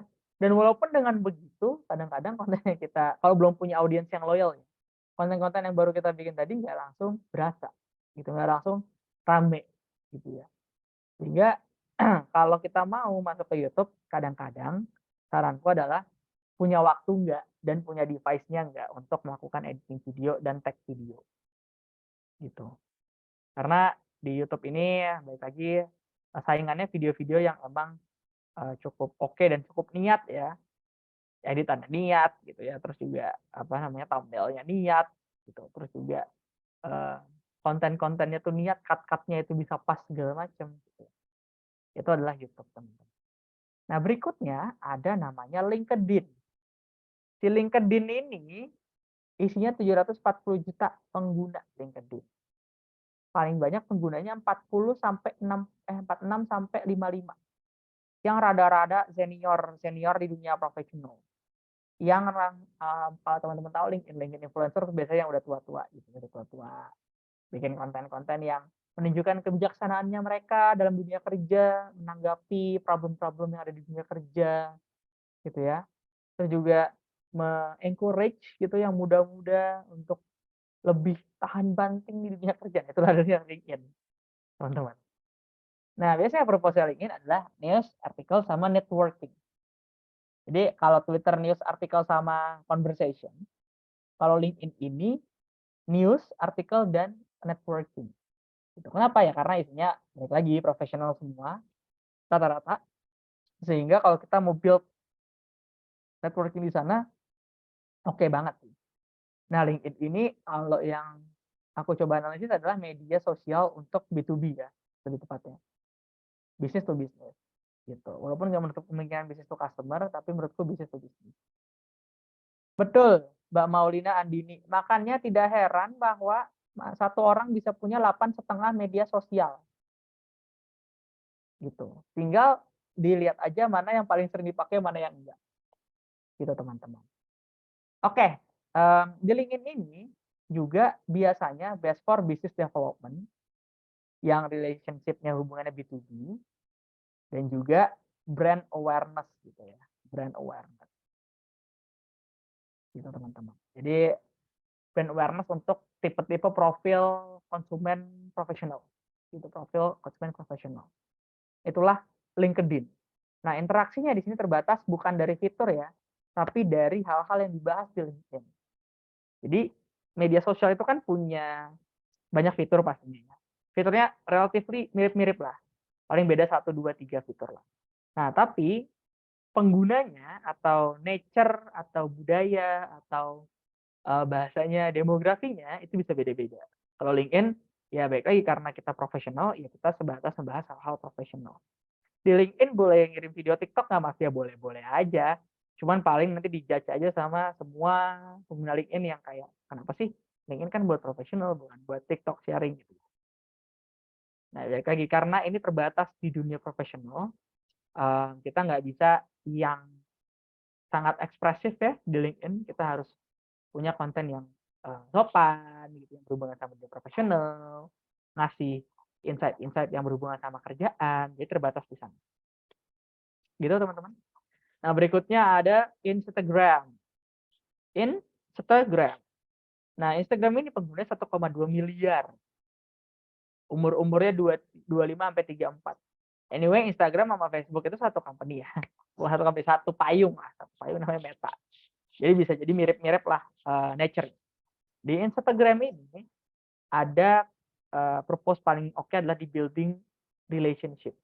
Gitu ya. Baik lagi, sebenarnya Instagram ini adalah Facebook yang tampilannya foto-foto. Nah, gitu aja gampangnya. Tampilannya di foto-foto. Gitu. Dan juga building conversation. Gitu. Jadi foto-foto tadi ada komen. Jadi kalau dilihat habis di foto, di bawahnya ada komen, like gitu ya, dan share.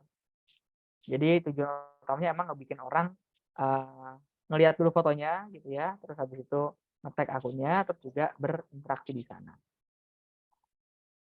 Nah, selain itu, bagusnya Instagram ini bisa digunakan sebagai lead generation, terutama spesifik industri retail. Retail tuh yang jualan langsung end user, barang-barang yang consumable, bisa dipakai habis terus harus beli lagi. Terus juga jualan makanan juga bisa. Entertainment juga bisa, bikin channel ala-ala di YouTube tapi ini versi light-nya karena videonya nggak panjang-panjang banget. Terus juga beauty businesses gitu. Segala jenis industri yang berhubungan sama penampilan, gampangnya gitu ya. Mau itu beauty, mau itu baju, fashion, mau itu makanan, mau itu jualan edukasi gitu ya, yang bisa dilihat hasilnya, dilihat visualnya. Nah, downside tadi cuma ada video sama image aja sih sebenarnya, video sama image. Jadi kita harus bisa memanfaatkan video dan image ini untuk dijadikan konten di Instagram supaya orang bisa aware, bisa engage, bisa tertarik gitu ya sama hal-hal yang lagi kita bikin atau yang kita tawari. Begitu teman-teman. Last but not least ada namanya TikTok. Newcomer, rising star, whatever you name it.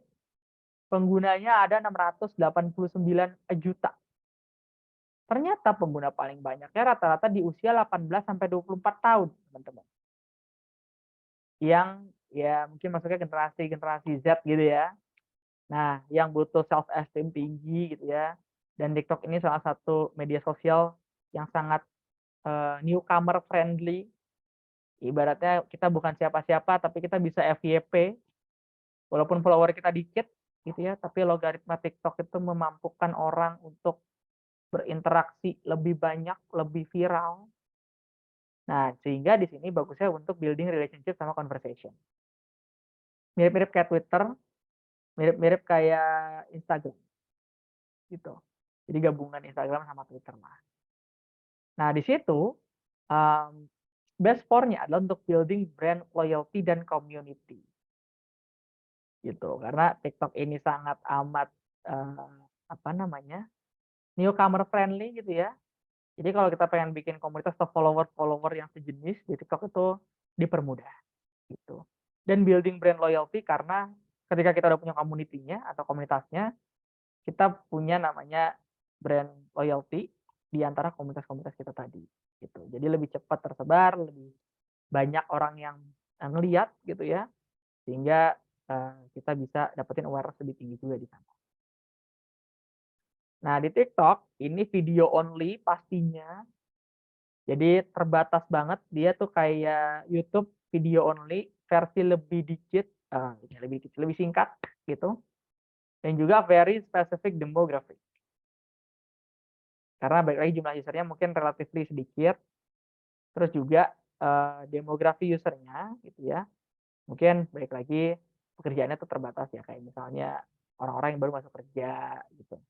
Orang-orang yang pendidikannya mungkin S1 atau misalnya SMA gitu. Itu membatasi si Twitter tadi, si TikTok, maaf. Inilah beberapa karakteristik media sosial ya teman-teman yang umum. Di luar ini silakan dicari sendiri. Terus juga kalau misalnya ada yang kurang tepat, silakan eksperimen sendiri mana yang paling cocok untuk dieksekusi dari sisi teman-teman ketika mau melakukan aktivitas pemasaran sosial media. Yang penting kita tahu karakteristiknya dulu, plus minusnya, terus jumlah penggunanya dan kebanyakan demografinya usia berapa sampai berapa. Gitu teman-teman semua. Nah, gimana sih caranya? Kalau kita tadi udah tahu nih karakteristiknya media sosial yang paling umum aja dulu gitu ya, paling umum. Berikutnya kita kan harus tentuin kita mau pakai media sosial yang mana.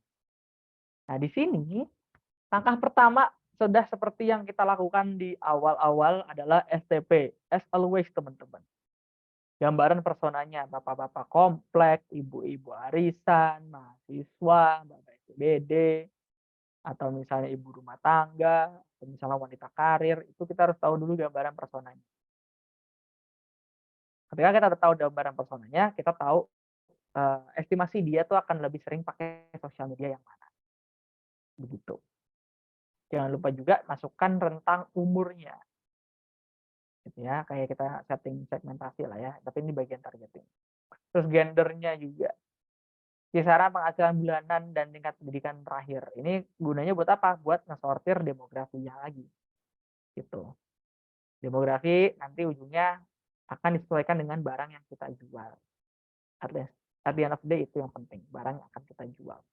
Jangan lupa ketertarikan dan hobinya, karena itulah yang akan kita gunakan untuk konten di sosial media kita. Gitu. Misal kita ternyata jualan barangnya adalah, ini aku ambil contoh Optical Lunet ya. Optical Lunet itu jualan barangan kacamata ya teman-teman. Tapi kontennya adalah untuk orang-orang yang kerja di Jakarta atau di kota-kota besar yang struggling gitu ya, lagi struggling dengan penatnya dan penuhnya kota Jakarta. Jadi kadang-kadang kontennya dia lagi di KRL, yang relatable sama anak-anak Jakarta ya, yang Jakarta tuh keras.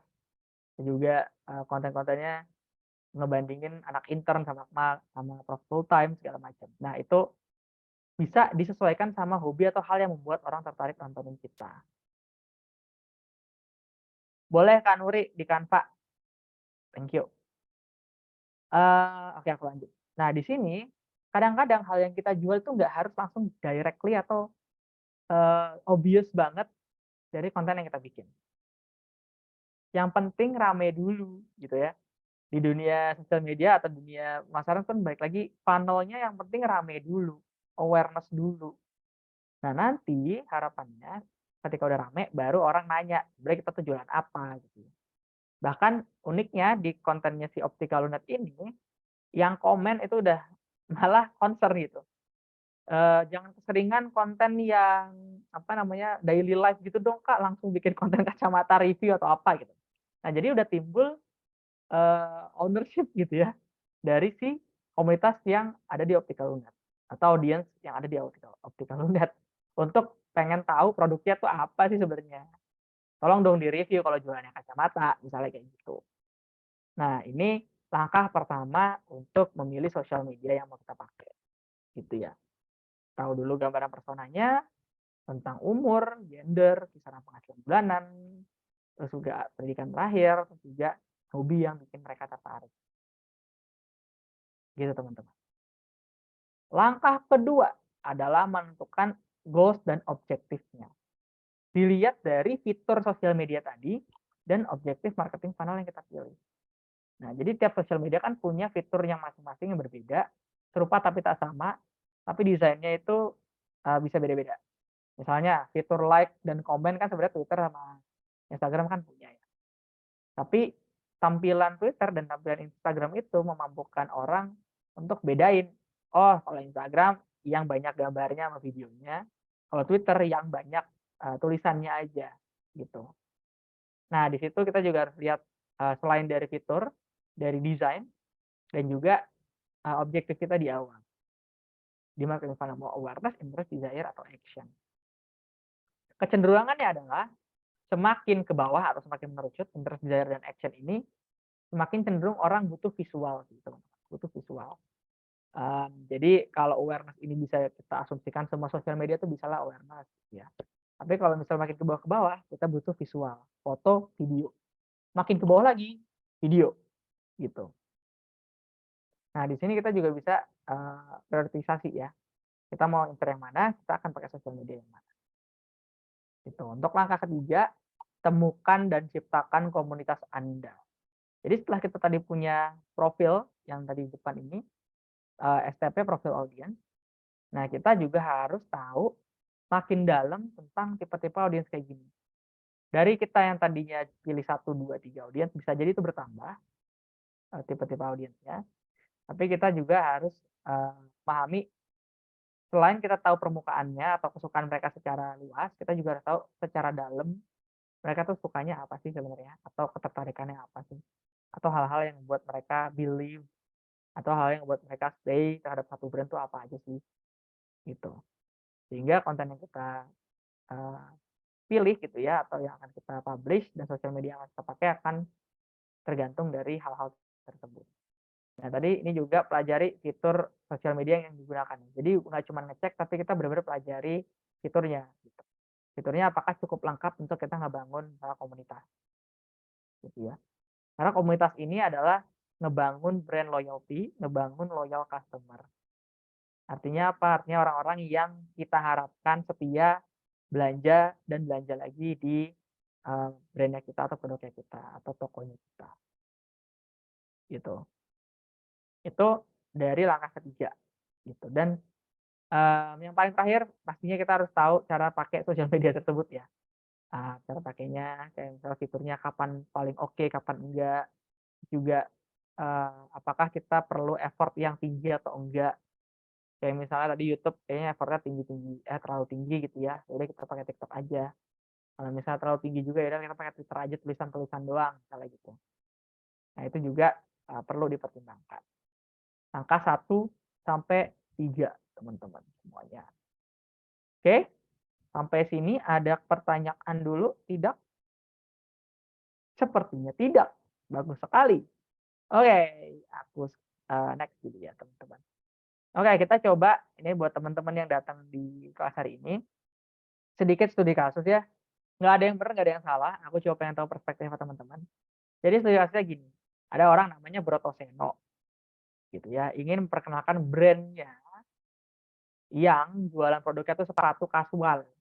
Sepatu kasual tuh bayangin aja kayak Converse lah ya. Gitu ya. Kayak Converse. Habis itu konsumennya dia harapannya umur 17-25. Terus dia suka jalan kaki ya, tipe konsumennya tuh yang sangat amat pedestrian gitu ya, kemana-mana jalan kaki, naik kendaraan umum gitu di Jakarta. Nah, menurut teman-teman, pilih coba satu platform sosial media yang cocok untuk kenalin brandnya Pak Brotoseno dan satu alasan. Misal, aku tulis di chat ya, misal aku pilih Instagram karena bisa bikin video, misalnya bikin video teaser produk gitu ya, contoh. Nah, menurut teman-teman satu platform sosial medianya Pak Brotoseno ini apa dan satu alasannya kenapa itu cocok. Aku tunggu di kolom chat teman-teman. Oh anyway, kalau yang ini special study case, jadi yang jawabannya paling cepat dan paling masuk akal, nanti aku akan minta nomornya untuk aku kasih e-wallet 50.000. Ting. Aku minta tolong Mbak Elda ya nanti untuk data peserta. Siapa yang nomor HP-nya sih pertama. Ting. Oke. Thank you ya Mbak Elda. Nanti aku japri-japri ke Mbak Elda tentang yang paling oke. Pilih satu aja teman-teman, satu dan kenapa. Ya, satu dan kenapa. Paling cepat dan paling tepat. Oke, TikTok karena tadi kita Gen Z, TikTok karena umur 75, TikTok karena bisa nonton video. Oke, nice. Aku dari mulai yang paling cepat dulu Mas Wahyu. Mas Wahyu di chatku sih duluan ya. Kenapa Mas Wahyu jawabannya TikTok? boleh di open mic dulu, dielaborasi dulu. Bisa, Kak. Jadi aku milih TikTok itu dari yang aku cek tadi kan rata-rata user TikToknya itu di antara, kalau nggak salah ya 17 sampai 24 tahun. Itu yang pertama. Mm-mm. Nah, terus yang kedua itu karena biasanya tuh kan TikTok tuh videonya pendek. Nah, itu jadi malah lebih enak kalau kita gimana sih sehari kita, apalagi kayak dipakai buat jalan kaki dan transportasi umum di Jakarta. Jadi Hmm. nyaman buat menempuh. Itu yang kedua. Terus yang ketiga karena aku pernah nonton juga di video dari Ketika Presiden Jokowi kalau TikTok itu dia videonya itu langsung disebarluaskan ke orang-orang meskipun bukan follower dia langsung Hmm. ada potensi buat jadi viral atau Oke, thank you Kak Wahyu. Aku tampung dulu jawabannya. Baru lihat yang lain dulu ya. Aku pilih TikToknya. Oke. TikTok kan kita gadget. Oke, ini terlalu profilnya cuma dari sisi generasi gadget ya. Oke, ntar aku cek yang jawaban terakhir ada TikTok juga. Aku coba yang lain dulu ya. Instagram. Oke, aku mungkin ke Kariza dulu ya. Kariza kenapa pilih Instagram?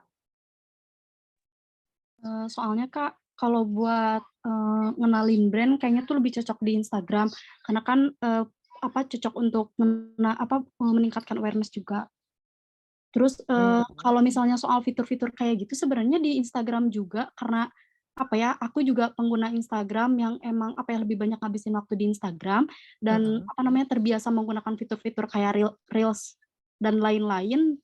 Kan Reels juga bisa ya 1 menit gitu dan kayaknya untuk kenalin produk dalam waktu 1 menit itu cukup sih, Kak. Oke. Thank you Kariza. Wah, oke baik. Aku coba lagi yang jawaban Instagramnya Kak Vida, jawabannya panjang banget, boleh dijelasin dikit nggak ya? Kak Vida Azaria. Halo Kak Vida. Halo, siang Mas Oman. Ya. Saya nilainya Instagram karena yang pertama itu bisa raise brand awareness-nya yang pertama. Terus Reels tuh juga algoritmnya tuh luas ya, jadi bisa masuk ke kayak homepage gitu. Jadi itu bisa jangkau juga untuk umur 17 sampai 25 tahun. Selain itu untuk awal-awal mungkin bisa juga dia masuk ke community kayak misalnya Jakarta Run atau apa gitu. Jadi kedengeran lah gitu brandnya, misalnya bisa juga misalnya si sepatu ini masuk ke community sports misalnya kayak tenis atau apa gitu. Jadi walaupun dia nggak masuk ke pasar tenis tapi tetap terdengar kepada orang-orang yang suka jalan kayak gitu sih Mas. Terus selain itu di Instagram itu tuh akan lebih luas jangkauannya saat mereka tuh juga collab dengan brand-brand lain yang related to jalan. Misalkan kalau di jalan di Jakarta tuh panas gitu kan. Transportasi umum, mungkin dia bisa collab dengan brand skincare untuk sunscreen atau facial wash ke target-target marketnya sendiri. Jadi kayak cakupan marketnya akan lebih luas lagi dan lebih terdengar lagi gitu sih Mas. Thank you. Oh, oke, thank you. Oke, aku langsung pilih aja jawabannya. Oke.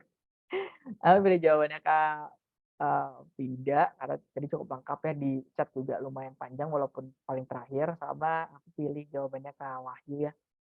Dia paling cepat juga, terus juga paling tepat ya. Jadi aku ke Kak Elda minta dikirimin 2 kontak orang ini buat aku kasih reward 50.000. Thank you Kak Elda. Mantap. Tadi siapa aja? Manaro ya? Enggak, Kak Vida sama Tidak Kak sama Wahyu. Wahyu. Oke. Wahyu. Di sini Iya. ya, Mas. Iya, boleh kirim ke chat WhatsAppku aja ya. Thank you. Oke, congrats guys. Congrats Kak Vida, Viva La Vida, dan Kak Wahyu. Keren banget. Kak Wahyu. Pasti dapat Wahyu dari yang di atas ya pas jawab. Oke, anyway.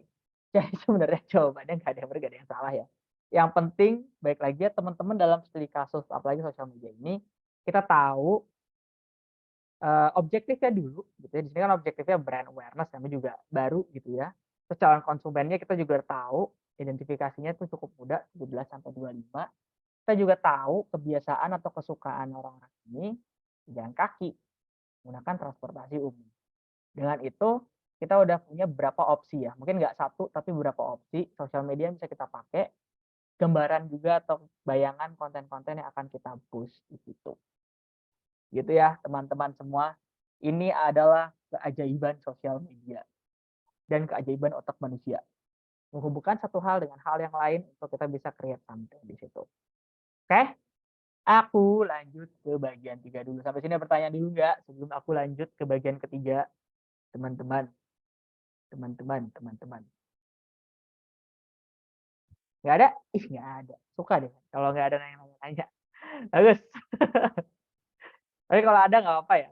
Tolong beranikan diri atau tolong dipotong aja kalau ada pertanyaan. Oke, jadi ini cara kerja sosial media ya teman-teman. As simple as this. Sosial media algorithm itu punya sorting faktor. Gitu ya. Sorting faktor untuk menentukan konten yang akan dilihat oleh audiens gitu ya. Nah, sorting faktor ini biasanya dipecah menjadi satu relevansi gitu. Menghubungkan ke aktivitasnya kita yang paling sering terhadap konten tertentu.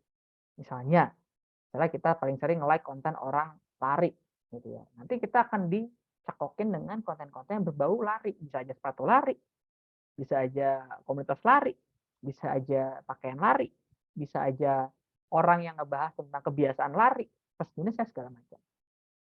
Gitu. Jadi dia akan menghubungkan aktivitas-aktivitas yang mirip gitu ya, relevan terkait dengan hal-hal yang kita lakukan di sosial media tadi. Itu likes aktivitasnya, komen bisa juga, share bisa juga, atau view juga bisa. Nah, itu nanti akan direkomendasikan gitu ya. Algoritmanya akan merekomendasikan konten-konten tadi ke kita. Yang kedua, sorting faktornya adalah dari recency atau yang paling update hari itu gitu ya.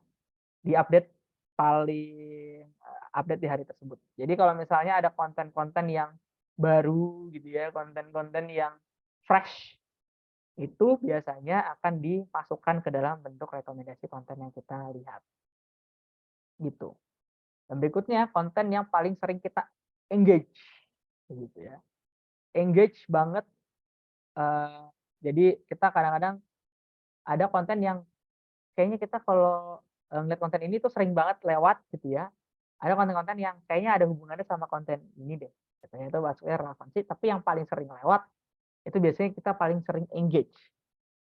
Kalau tadi tiba-tiba ada konten si kopi 80.000 lewat ke kita, bisa jadi si Instagram itu atau si TikTok atau apapun platformnya melihat bahwa kita tuh suka dengan konten-konten kayak gitu. Itu yang video-video kontroversial gitu ya, video-video klarifikasi, video-video yang berhubungan sama keuangan, nah itu bisa. Itu masuk ke engagement. Nah, post type ini konten-konten yang melihat dari sisi algoritma format kontennya, ada foto, video, GIF, dan teks. Gitu.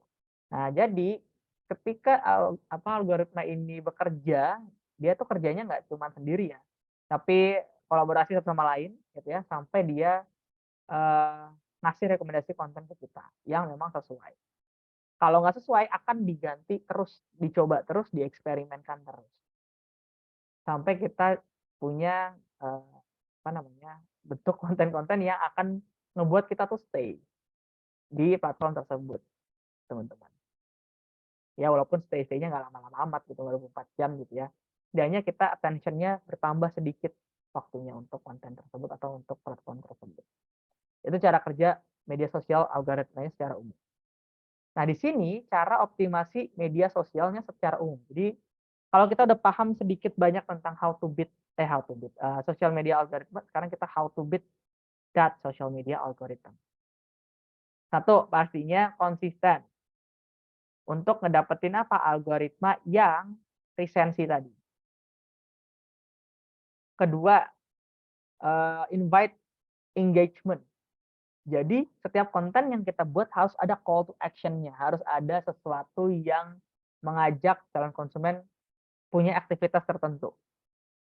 Simpel, tolong di-like ya guys, tolong subscribe ya guys, tolong di-share ya guys. Atau kalau misalnya mau beli barang ini bisa klik link yang ini ya guys. Jadi anything related to next activity setelah orang-orang ini melihat atau calon konsumen ini melihat konten kita. Gitu. Itu untuk meningkatkan engagement. Jadi itu teman-teman, apa namanya, untuk yang invite engagement. Sekarang adalah bagian eksperimen jatuhnya ya. Vary your content. Jadi eksperimen terus-terus aja terhadap konten-konten yang kita buat, dari formatnya bisa, dari isi kontennya juga bisa, dari topik-topik yang dibahas juga bisa. Nah, ini juga perlu diperhatikan ya teman-teman, karena seiring berjalannya waktu pasti kita ngerasa gitu ya, ngerasa bahwa trennya tuh bisa berubah.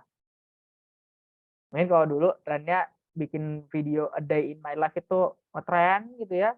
Sekarang apa itu a day in my life gitu kan. Sekarang kita butuh konten yang kontroversial gitu ya. Konten-konten yang kayak kopi 80.000 dan kayak mbak-mbak food blogger tadi untuk bisa viral gitu. Nah, itu juga kita harus aware terhadap hal-hal tersebut. Jadi kita jangan berhenti bereksperimen.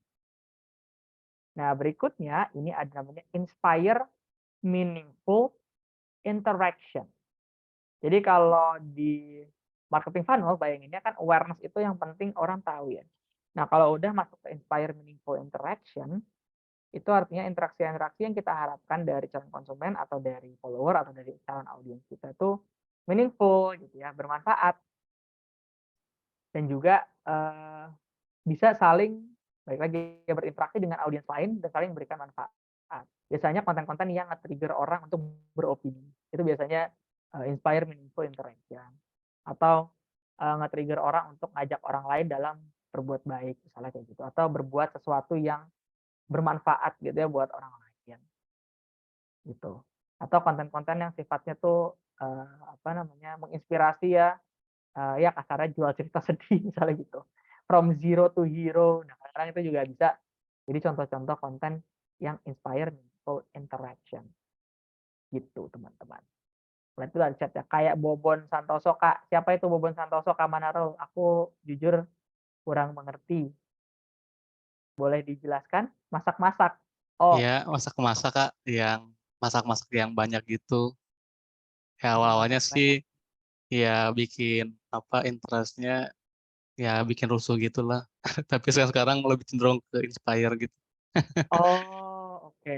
Emang dia masak apa, Mas Manaro? Awal-awalnya masak-masak yang aneh-aneh sih Kak. Sekarang sih lebih cenderung masak-masak yang besar sama memang suka bagi-bagi gitu. Oh, oke. Oh, kalian semua bertahu ya. Thank you, Mas Manaro. Aku lihat chat-chat ini ada Baklar, Mas Agil, Mbak Nuri. Kalian ngerti Bobon Santoso, mantap. Thank you teman-teman. Aku jujur tidak tahu karena bukan algoritmanya untuk aku lihat masak-masak. Tapi apa, makasih inspirasinya. Gitu. Jadi balik lagi karena kita ini ngebayangin sosial media sesuatu yang dinamis ya, teman-teman. Jadi selain kita konsisten ngepost, selain kita invite engagement, kita juga harus bereksperimen di variasi konten. Yang outcomes-nya atau output-nya adalah inspire meaningful interaction. Membuat orang terinspirasi, membuat orang melakukan interaksi yang bermanfaat juga, yang bisa ngebantuin brand atau produk kita makin dikenal sama orang lain. Itu makin luas gitu ya, teman-teman. Nah, ini adalah cara optimasi sederhana secara umum ya, teman-teman. Dengan kondisi tadi kita udah memahami karakter sosial media, karakter pengguna sosial media. Nah, harapannya di next session-nya kita akan coba identify gitu ya tipe-tipe konten mana yang sesuai dengan calon audiens kita gitu. Oke. Nah, sekarang aku akan membahas sedikit banyak tentang fitur terupdate di media sosial yang mainstream. Gitu ya. Sekarang teman-teman tahu kalau di Instagram yang sekarang bisa schedule post, dulu nggak bisa? Tahu dong ya. Tahulah. Jadi zaman dulu sebelum dia ada schedule post itu nggak ada fiturnya schedule post. Jadi kalau kita mau ngepost ya langsung di post saat itu juga. Gitu. Nah, untuk schedule post ini dibuat oleh si Instagram dengan harapan orang-orang itu berinteraksi atau bikin kontennya dulu gitu ya. Kemudian dia jadwalin untuk ke-up gitu ya. Ya, LinkedIn juga udah ada, betul. Jadi dia berharap, si Instagram ini berharap orang-orang tuh makin sering bikin konten. Tapi tidak terbebani dengan konten yang kita bikin harus langsung diupload.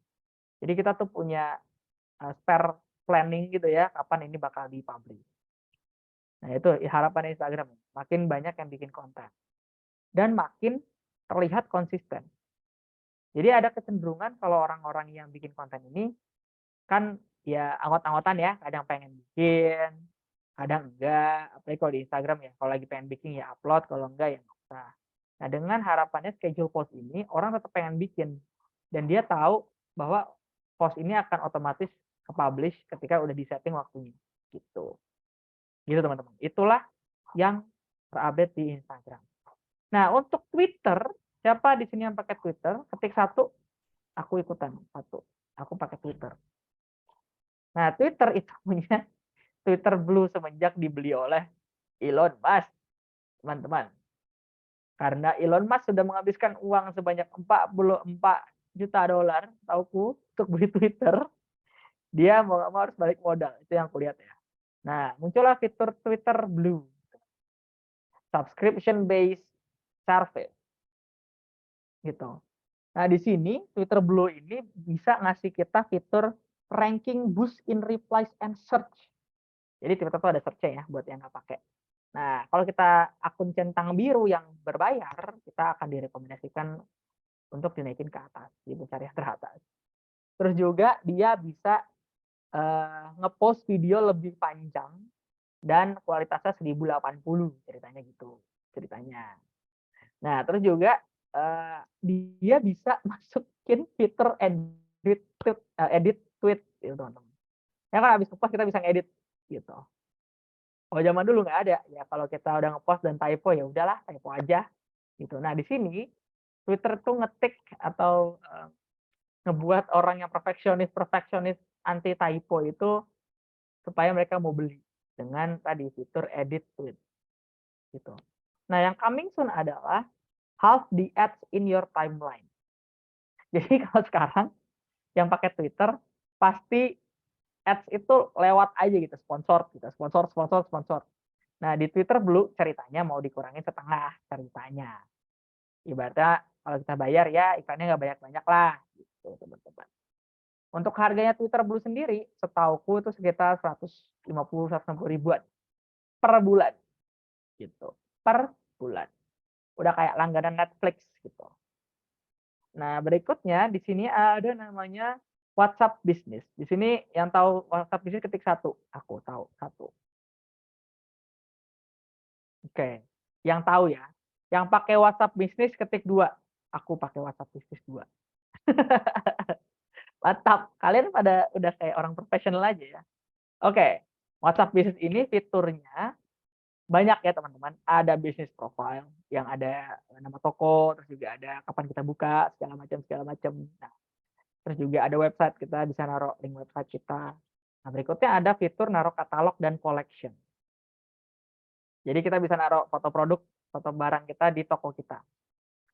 Dan itu bisa dilihat oleh orang-orang yang udah nge-save nomor kita ya, gitu. Atau udah pernah kita save nomornya dan kita blast gitu. Dan juga ada fitur quick replies. Quick replies itu ya kita bisa dengan sangat cepat ngebales pesan orang ya. Kalau kita udah tahu settingannya. Gitu. Dan itu di settingannya bisa di greetings message sama automated message. Kita bisa bikin greetings message-nya pertama kali kalau orang nge-add nomor kita itu ada kayak otomatis iya selamat siang Kak dengan toko X gitu ya. Butuh dibantu apa? Nah, itu dia kayak ngasih list. Butuh tahu tentang produk gitu ya atau butuh tanya atau chat sama customer service. Multiple users juga teman-teman. Jadi kalau akunnya udah bisnis itu bisa dipakai sama beberapa orang di beberapa device. Terus ada kontak label. Jadi kalau teman-teman yang pakai WhatsApp bisnis itu bisa nge-labelin orang-orang yang chatting sama kita gitu. Nah, di situ labelingnya bisa new customer, new order, pending payment, paid, order complete gitu. Jadi itu kita bisa ngasih label sesuai dengan customer journey gitu ya. Iya betul, ada 4 user, betul sekali. Sangat cocok buat yang mau jualan dan punya customer service. Gitu ya teman-teman. Terus ada juga message analytics. Jadi ya ibaratnya kalau kita udah punya banyak interaksi gitu ya di WhatsApp Business, Nanti kita kayak punya hasil analisisnya gitu. Dan WhatsApp Business API itu teman-teman yang bisa digunakan secara profesional. Anyway, berikutnya ada namanya TikTok. Nah, TikTok ini mungkin fiturnya udah banyak banget ya. Tapi fitur paling update ternyata adalah apa coba? Sleep reminder, teman-teman. Sleep reminder adalah fitur terbaru TikTok. Uniknya, TikTok itu menyadari bahwa orang-orang itu kelamaan nonton di TikTok, coy. Gitu. Jadi dia punya fitur namanya sleep reminder buat orang-orang itu tahu diri gitu. Udahlah, stop lah nonton TikTok. Anda udah nonton TikTok dari jam sekian sampai jam sekian gitu. Ceritanya gitu ya. Yang berapa lama sih? Nggak ada maksimal, Kak Mitra. Sesukanya kita aja. Tapi TikTok menyadari, kan TikTok juga punya analytics ya, Kak Mitra. Apa namanya, analytics berapa lama sih rata-rata orang menghabiskan waktu di TikTok. Nah, ternyata udah cukup danger nih buat si TikTok gitu ya. Dia pengen ngebuat konsumennya ini lebih mawas diri gitu ya. Niat ngintip TikTok jam 9 malam, tahu-tahu udah jam 3 pagi. Nah, kayak gitu tuh. Karena TikTok tahu bahwa dia adiktif, karena TikTok tahu dia itu bikin orang diem lama banget ya ngeliatin. Nah, makanya dia bikin fiturnya sleep reminder. Gitu, teman-teman. Yang ditempelin di TikToknya sendiri. Walaupun kita tahu walaupun kita tahu kita punya sleep reminder di HP ya. Tapi ternyata TikTok juga cukup considerate gitu ya. Ya kalau TikTok CEO-nya di sidang bener juga. Bahwa harus memperhatikan konsumen ya. Konsumen itu butuh istirahat gitu ya.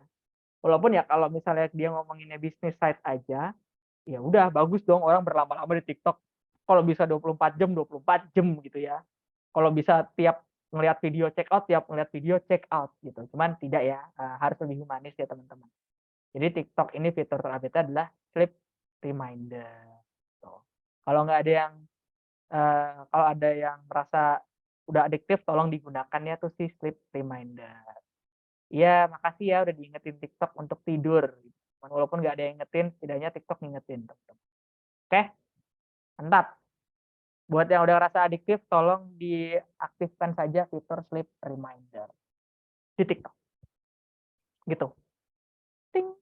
Karena balik lagi fitur live session itu bisa 24 jam. Terus juga kebiasaan orang kalau udah ngeliat sosial media, apalagi TikTok yang sifatnya adiktif ya, videonya ganti-ganti mulu, videonya juga singkat-singkat, tulisannya jelas gitu ya, ada musik-musiknya. Nah, itu semua ngebikin kita adiktif. Jadi kalau udah ngerasa adiktif, ngerasa terganggu dengan jam tidurnya terhadap TikTok gitu ya, tolong di-set di sleep reminder. Kalau reminder pop up, ignore for today. Ya, begitulah teman-teman. Oke, ini beberapa fitur terupdate media sosial Instagram. Nah, ini aku sembari teaser untuk ngebahas namanya konten pilar di sesi terakhir, sesi berikutnya. Enggak, Kak, semuanya ada sleep reminder, Kak. Tinggal dicari aja, Kak. Kalau aku sih nggak perlu ya, karena aku tahu diri ya, aku udah bisa kontrol diri sendiri. Gila gitu. Nah, ini untuk sesi berikutnya kita akan ngebahas tentang konten pilar. Ya. Konten pilar di mana kalau kita pengen bikin strategi sosial media, nah kita konten-kontennya tuh harus udah ada topik-topik gedenya dulu gitu ya. Atau gambaran besarnya kita mau bikin konten yang bau-baunya atau tipe-tipenya kayak gimana. Ada yang sifatnya untuk building engagement atau connection, ada yang sifatnya entertainment aja, bikin orang terhibur, ada yang sifatnya tuh memberikan inspirasi, kayak tadi Bobon Santoso, ada yang sifatnya promosi banget gitu ya, jualan banget, ada yang sifatnya edukasi, atau memberikan apa ya, gambaran ke calon konsumen terhadap produk atau jasanya kita, gitu. Atau bikin konsumen lebih pinter lah, kurang lebih kayak gitu. Ini yang akan kita bahas di sesi berikutnya, dan ini yang akan nanti jadi tugas terakhirnya teman-teman. Gitu teman-teman semuanya. Sampai sini aja aku buka untuk sesi tanya jawab sembari diisi link presensinya dari Kak Elda. Gitu teman-teman. Anyone, any two, any three? Oh, aku sembari jangan lupa feedbacknya juga. Thank you. Aku buka ya sesinya, more or less 5 minutes untuk kebahas tentang sesi hari ini. Ada yang mau tanya-tanya? Sembari menunggu yang tanya-tanya, silahkan Oh iya. Oh, tugas akhirnya nanti adalah bikin konten pilar Kak Almadona Saraswati. Gitu. Bikin konten pilar. Ting, ting, ting, ting, ting, ting. Dah? Ya, silakan Kak Klar. Halo? Kauman, aku tertarik mengenai yang tadi sosial media LinkedIn karena menurut aku LinkedIn ini termasuk ya? unik untuk aku pribadi ya karena aku di dunia pekerjaan memang sudah lebih dari 10 tahun. Tapi aku tuh baru buat LinkedIn beberapa bulan yang lalu. Rada-rada telat ya, sangat telat Wah. lebih tepatnya. Nah, 10 tahun experience heeh, kerjaan, tapi 1 bulan experience LinkedIn. Oke, that's quite unique. Oke, terus? karena sebelumnya tuh aku lumayan lama di kantor yang kedua, itu 8 tahun, jadi kayak stuck di comfort zone, terus kayak mikir, ya udahlah bakal di sini aja gitu. Jadi kayak tidak berpikir untuk memperluas network gitu. Cuma setelah pindah ke kantor ketiga, terus akhirnya memutuskan untuk lebih ke remote work, jadilah baru beralih ke LinkedIn. Nah, selain pindah dari corporate ke remote, aku juga ada perpindahan atau switching career nih, dari yang dunia technical di project management, kemudian ke dunia kreatif, seperti UI UX designer, dan tertarik juga sama dunia digital marketing sebenarnya. Nah, ada tips nggak Kak Oman? Apakah sebenarnya pengalaman-pengalaman dari yang dulu-dulu, yang di dunia technical itu masih bisa nggak untuk tetap di-post atau dibagikan di LinkedIn, atau konten-konten yang terbaru aja yang tentang dunia karir yang sedang berjalan saat ini? Oh, oke. Jadi kayak konten yang buat LinkedIn tuh bisa nggak pakai pengalaman kita di masa lalu ya, Kak Klar? Ya, benar. Bisa banget, Kak Klar. Kak Klar, kalau dilihat-lihat nih ya, Kak Klar, konten-konten LinkedIn yang dibuat oleh para LinkedIn influencer yang senior-senior tuh mereka menceritakan kejayaan masa lalu, Kak Klar. So yes, Oke. please, kalau misalnya emang merasa bisa, balik lagi ya, karena konten yang oke adalah konten yang bisa ngasih value ya terhadap orang yang baca. Jadi kalau Kak Klar punya experience yang bisa di-share, kalau Kak Klar punya achievement-achievement yang bisa di-share dan bisa jadi pelajaran buat teman-teman yang baca, itu akan oke banget sih. Gitu. Oh, oke. Walaupun sebenarnya udah switching karir ke bidang yang berbeda, Iya, tetap nggak betul. apa-apa ya, Kak? Betul, Oh, karena oke. nggak mungkin, ini menurutku ya, nggak mungkin ketika kita switching karir kita benar-benar nggak pakai skill karir kita sebelumnya. Masih Pasti ada sih ada, sebenarnya sedikit. pasti ada skill-skill yang emang baik lagi kita udah pakai di karir sebelumnya dan masih bisa dipakai terus-terusan. Gitu ya. Oh, oke. Bahkan cocok nih buat Kak Clara, misalnya udah switching karir nih. Kak Clara bisa aja kasih tahu ini skill-skill yang didapat di karir sebelumnya dan masih kepake di karir yang sekarang, contohnya gitu. Wah, thank you ide tipsnya, Kak Oman. Iya, sama-sama Kak Klar. Semoga membantu aku tadi barusan stalking LinkedIn-nya Kak Clarissa. Deskripsinya banyak banget, woi. Panjang deskripsinya. Nice. Thank you. Ada lagi teman-teman yang mau bertanya jawab? Oke, ini aku baca dulu. Ada dari Kak Vida. Mas Oman, berarti untuk baca setiap program itu nggak ada acuan bakunya ya? Betul. Setelah setelah mencoba memahami di sosial media itu, sebenarnya acuan baku yang bisa kita pakai adalah kalau kita baru, kita ngikutin aja yang ada. Maksudnya dia punya fitur apa kita pakai, dia punya tren apa kita ikutin.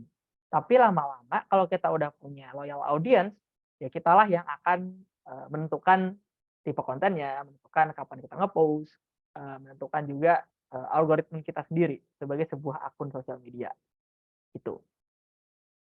Jadi tinggal positioning kita aja. Kita ini kan baru atau sebenarnya kita udah punya base loyal audience tadi. Gitu Mbak Vida Azaria.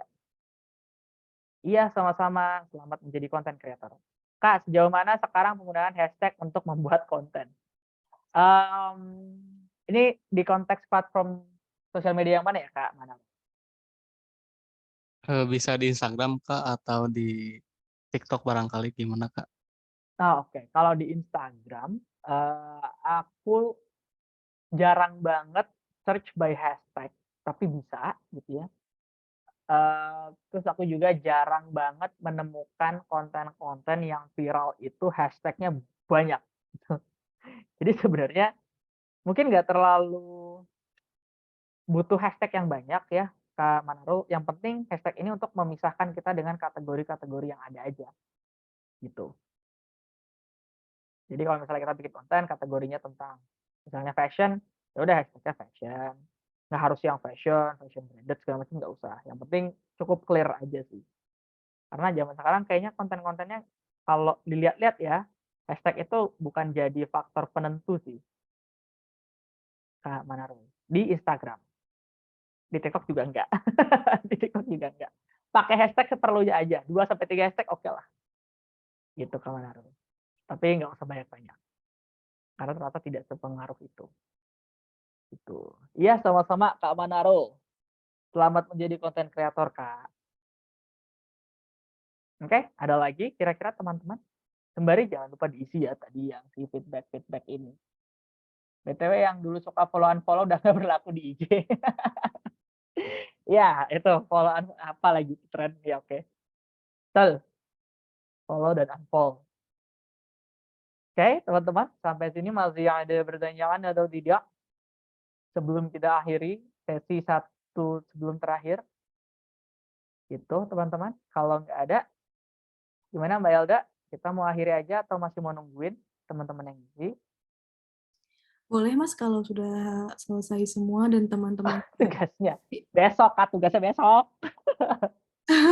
sudah nggak sabar kayaknya Mas ini. Iya, tugasnya besok. Tugasnya Nanti juga besok ya. saya ini share ininya link PPT-nya nanti malam ya. Nanti malam hari terakhir lah besok. Yang mana nih? Semua. Yang hari ini? Oh semua. Oke. Ya boleh. Iya. Ya besok ya Kak Vida. Mohon maaf aku nggak bisa still sekarang, belum waktunya. Kita tunggu rame dulu ya. Tunggu rame baru lanjut part 2. Iya, Ya. berarti jangan lupa ya hari terakhir besok harus benar-benar join semua nih, ingetin juga yang lainnya. Oke, thank you semuanya. Iya, thank you juga Kak Klar udah saling berbagi. Sampai bertemu di hari terakhir besok ya teman-teman di waktu yang sama. Selamat sore. Oke Mas, selamat sore. Thank you semuanya. Selamat sore, selamat melanjutkan aktivitasnya. Sampai jumpa besok. Selamat siang semua. Selamat siang, selamat sore. Mencatat versi di mana, Kak? Oh, itu atas.